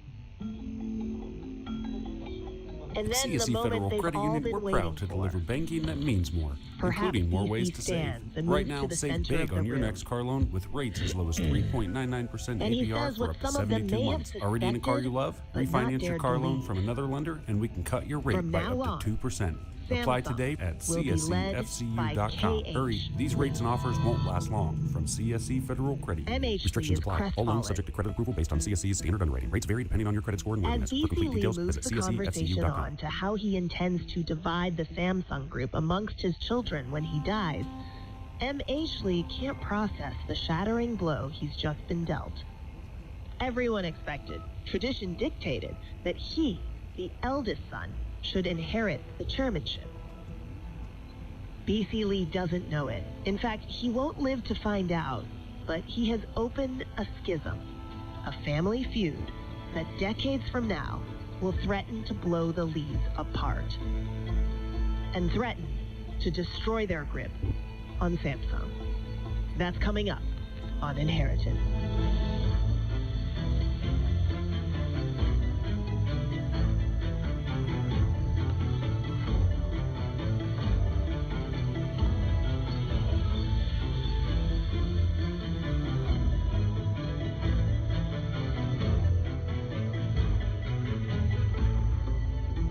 That was an edited version of Inheritance, Samsung. If you've missed any of the story, you can listen to more by searching for Inheritance, Samsung, wherever you get your BBC podcast.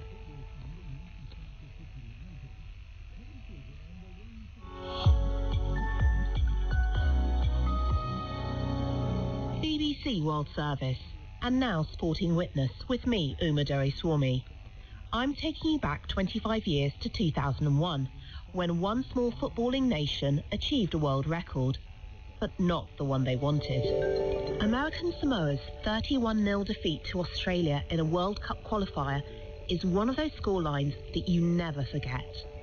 Niki Salapu was American Samoa's goalkeeper, and the match together was traumatic. I did cry most of the half, but the boys didn't see me do that. I was trying to keep all that emotion in to wait until the game is over. Oh man, I'm failing the sport that I love. This wasn't so much a David versus Goliath battle, but more like David's baby brother taking on Goliath without the happy ending of the underdog winning. Back in 2001, the population of Australia was just over 19 million, compared to American Samoa's 58,000. And to understand why the defeat was so big, you need to know a bit about the country. American Samoa is like a small island with a small amount of people that live in it.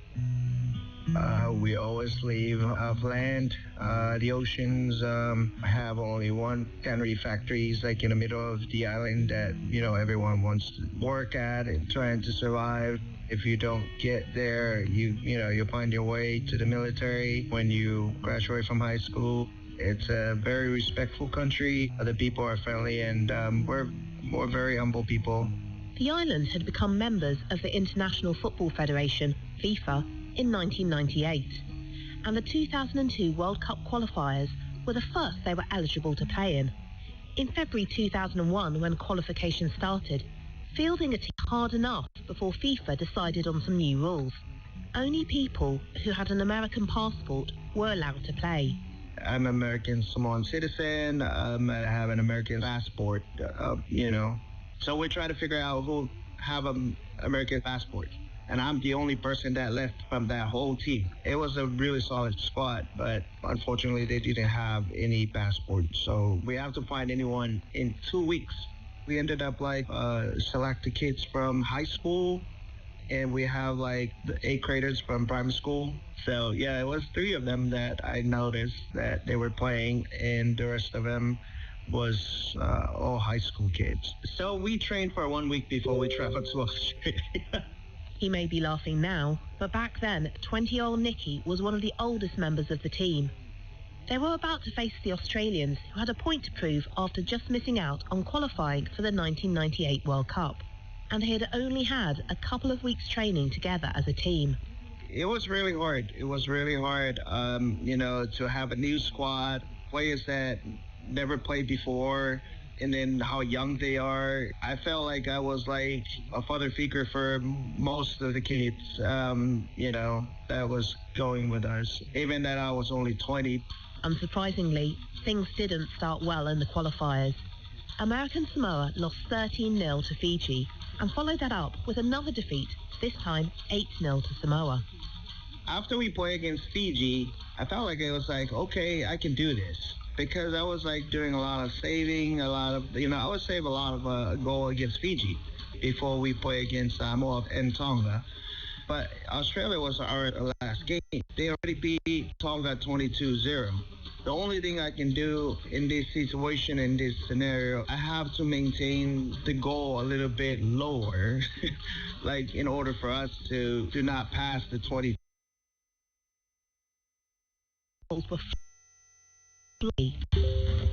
1, 2. But with the kids we don't have the experience, and then they don't have the energy. I was beat 9. I was running out of energy. I was don't have anything left in the tank, but I was trying to stay on my feet as long as I can to be there for the boys. 15, 16. At half-time, it was 16-0 to Australia, and then the second half kicked off. 17, 18, 19. I keep telling the boys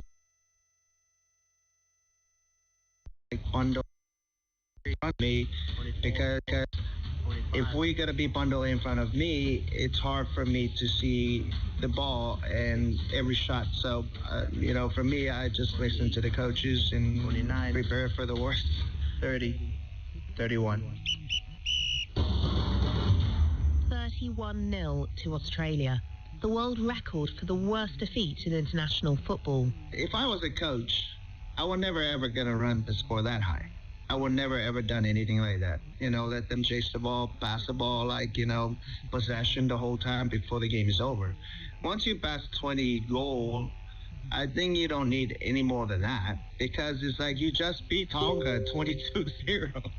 How many goals that you need to have the differential? I don't think that was very sportsman to do that. I just love soccer, so it doesn't matter what the outcome or what the score is. I just wait to fight another day. That score was to haunt Nicky for years. People would stop him and ask if he was that 31-0 guy. But his revenge would come in the 2010 World Cup, at least virtually. I was in that EA Sport video game. So there was American Samoan team there. So me and Bud, we were playing, and it's Dad, you gotta, you gotta play American Samoa, and then I'll play Australian. We keep stop all the players. We always win. American Samoa always wins 50-0 Australia. And the following year, he came out of retirement to play in goal again for the 2014 World Cup qualifiers. This time, the manager was Thomas Rongen, a former Dutch player, and he knew what he was doing and what the team could achieve. We finally have a coach that a professional player. Maybe we will win the game because we have, this guy. I never met this guy before, so I will come down there in one condition. If you provide us a win, so Thomas says, we will win a game. and that's why I went back and played for the country. And I felt like I have a lot of confidence. I didn't have any nerve. Our whole team was like all positive that we're going to win that game. We got to do something for our country, you know, for a change. They were playing Tonga. 1-0. Oh, that first goal, I can't wait to go up there and celebrate with it. I was very emotional, but not yet. I was like, okay, maybe I should just wait until the game is over. It was a great feeling that scoring the first goal, it was amazing. It was the most amazing thing ever. Then? 2-0. Oh my God, that was was so excited. I was so happy, and I was like, I have to keep that emotion in because I have to focus in the game. Nicky, be honest. Was there a part of you that thought we're going to beat them 31-0? Well, I wish that was the thought. I wish that was the thought, but no. The only thing that came into my mind is we just want to win the game. Despite Tonga scoring towards the end of the match, it finished 2-1. We didn't even know we won the game. We have no idea. We're just more focusing in the game instead of winning. Is it a whistle blow? Is it a whistle blow? Once we find out that the game is over and we were celebrating and so excited, I cried. I cried. That was the first time I ever cried in soccer since 2001 against Australia. So Nicky still plays as goalkeeper for American Samoa, but now it's a family affair, as he's joined by his son Dylan, who plays in defence. He was speaking to me, Uma Doraiswamy, in 2024 for Sporting Witness. This is the BBC World Service, and for this month's World Questions, we're in Nepal. It was the young of Nepal that toppled their government with vast protests. Now voters have handed a huge election victory to a party that's barely tasted power. In a world first, Gen Z has voted in a government committed to its aims. We debate if it can deliver. World Questions in an hour. In 30 minutes, health check. I wonder if you've felt awestruck if you've been watching the Artemis 2 mission and the photos the 4 astronauts took as they went further from Earth than anyone has ever been. We'll be exploring what the emotion of awe can do for us psychologically and even physically. This is the BBC World Service, the world's radio station.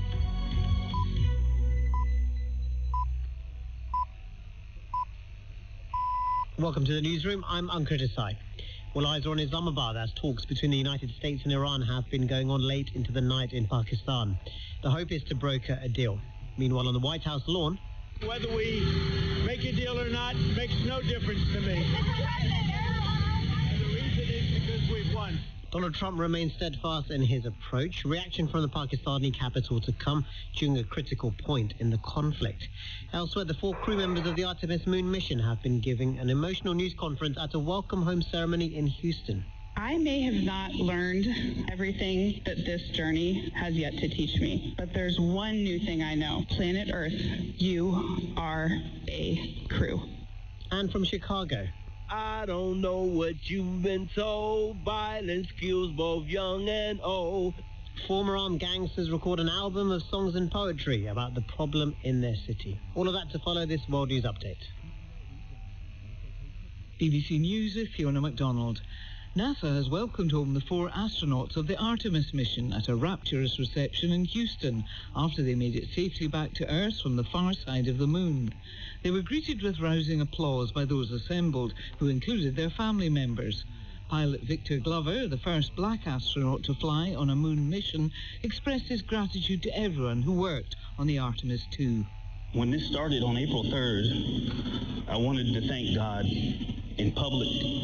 And I want to thank God again, because even bigger than my challenge trying to describe what we went through, the gratitude of seeing what we saw, doing what we did, and being with who I was with, it's too big to just be in one body.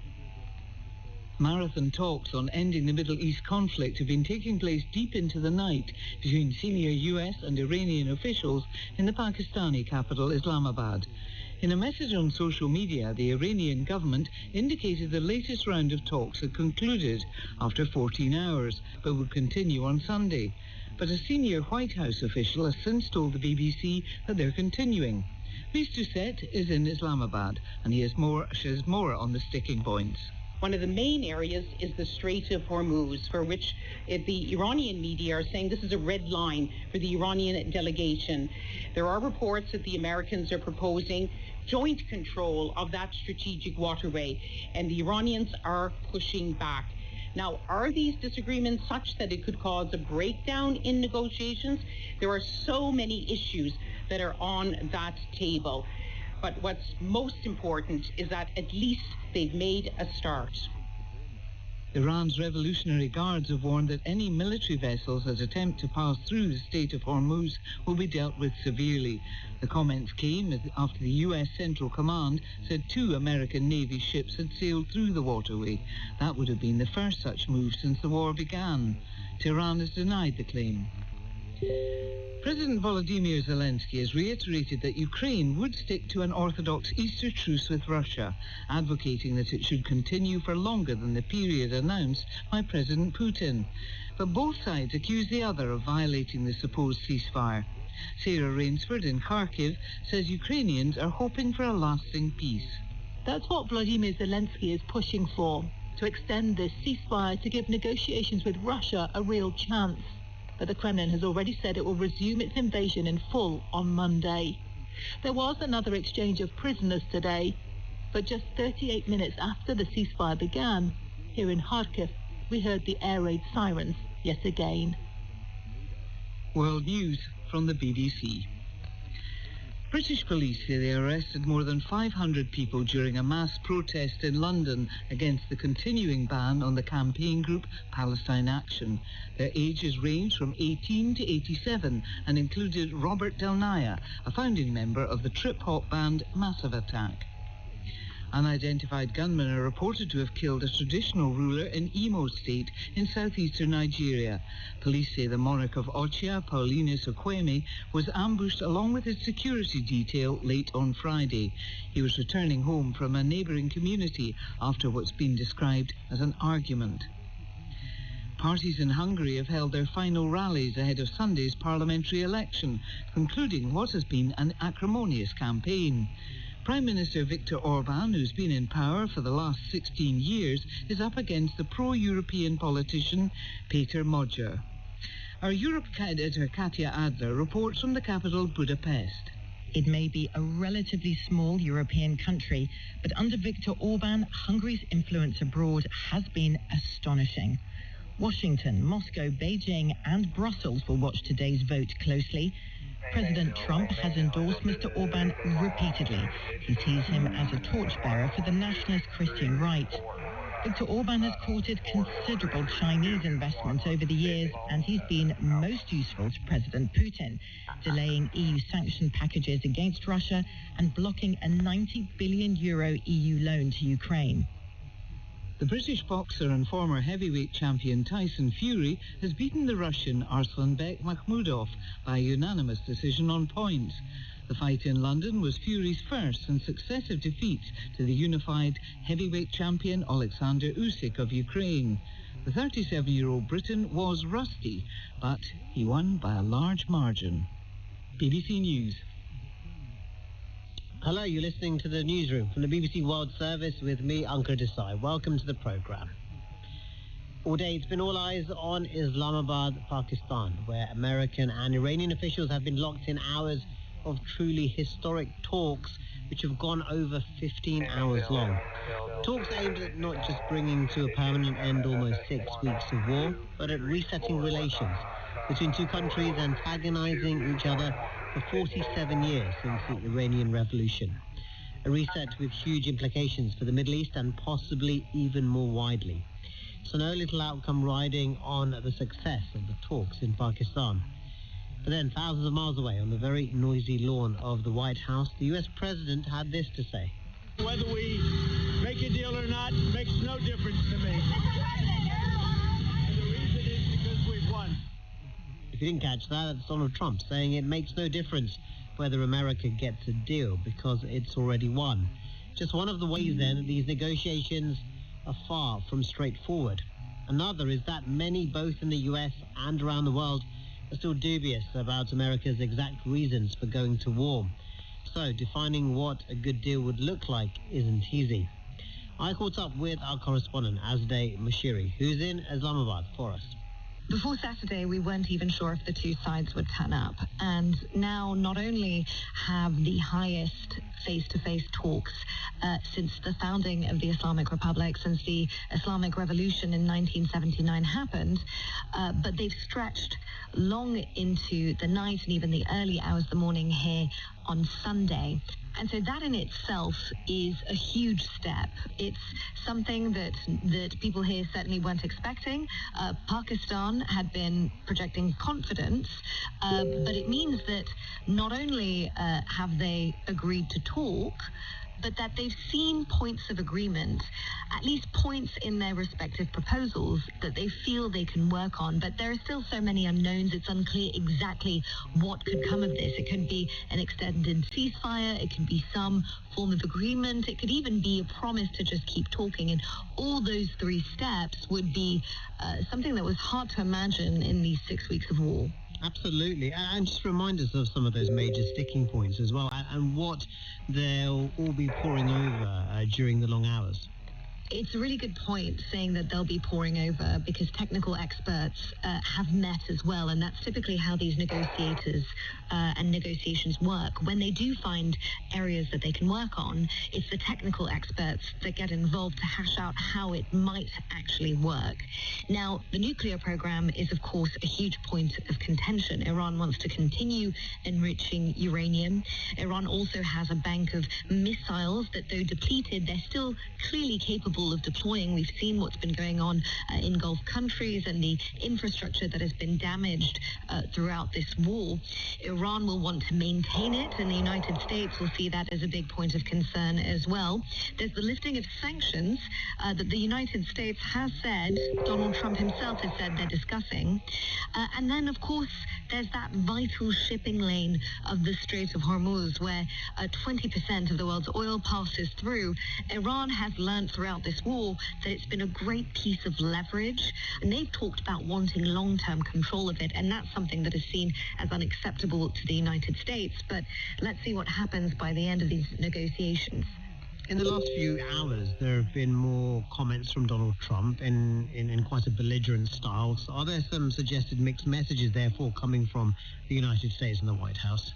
There have been mixed messages throughout the war, and part of the reason is that when both the United States, the White House, Donald Trump, and even the Iranian side make comments, they're really also thinking about domestic audiences and shaping the narrative of this war. Both sides were disagreeing over who begged who to even come to the negotiating table. But it could be Donald Trump hedging his bets here and making sure that the United States is still projecting some form of strength.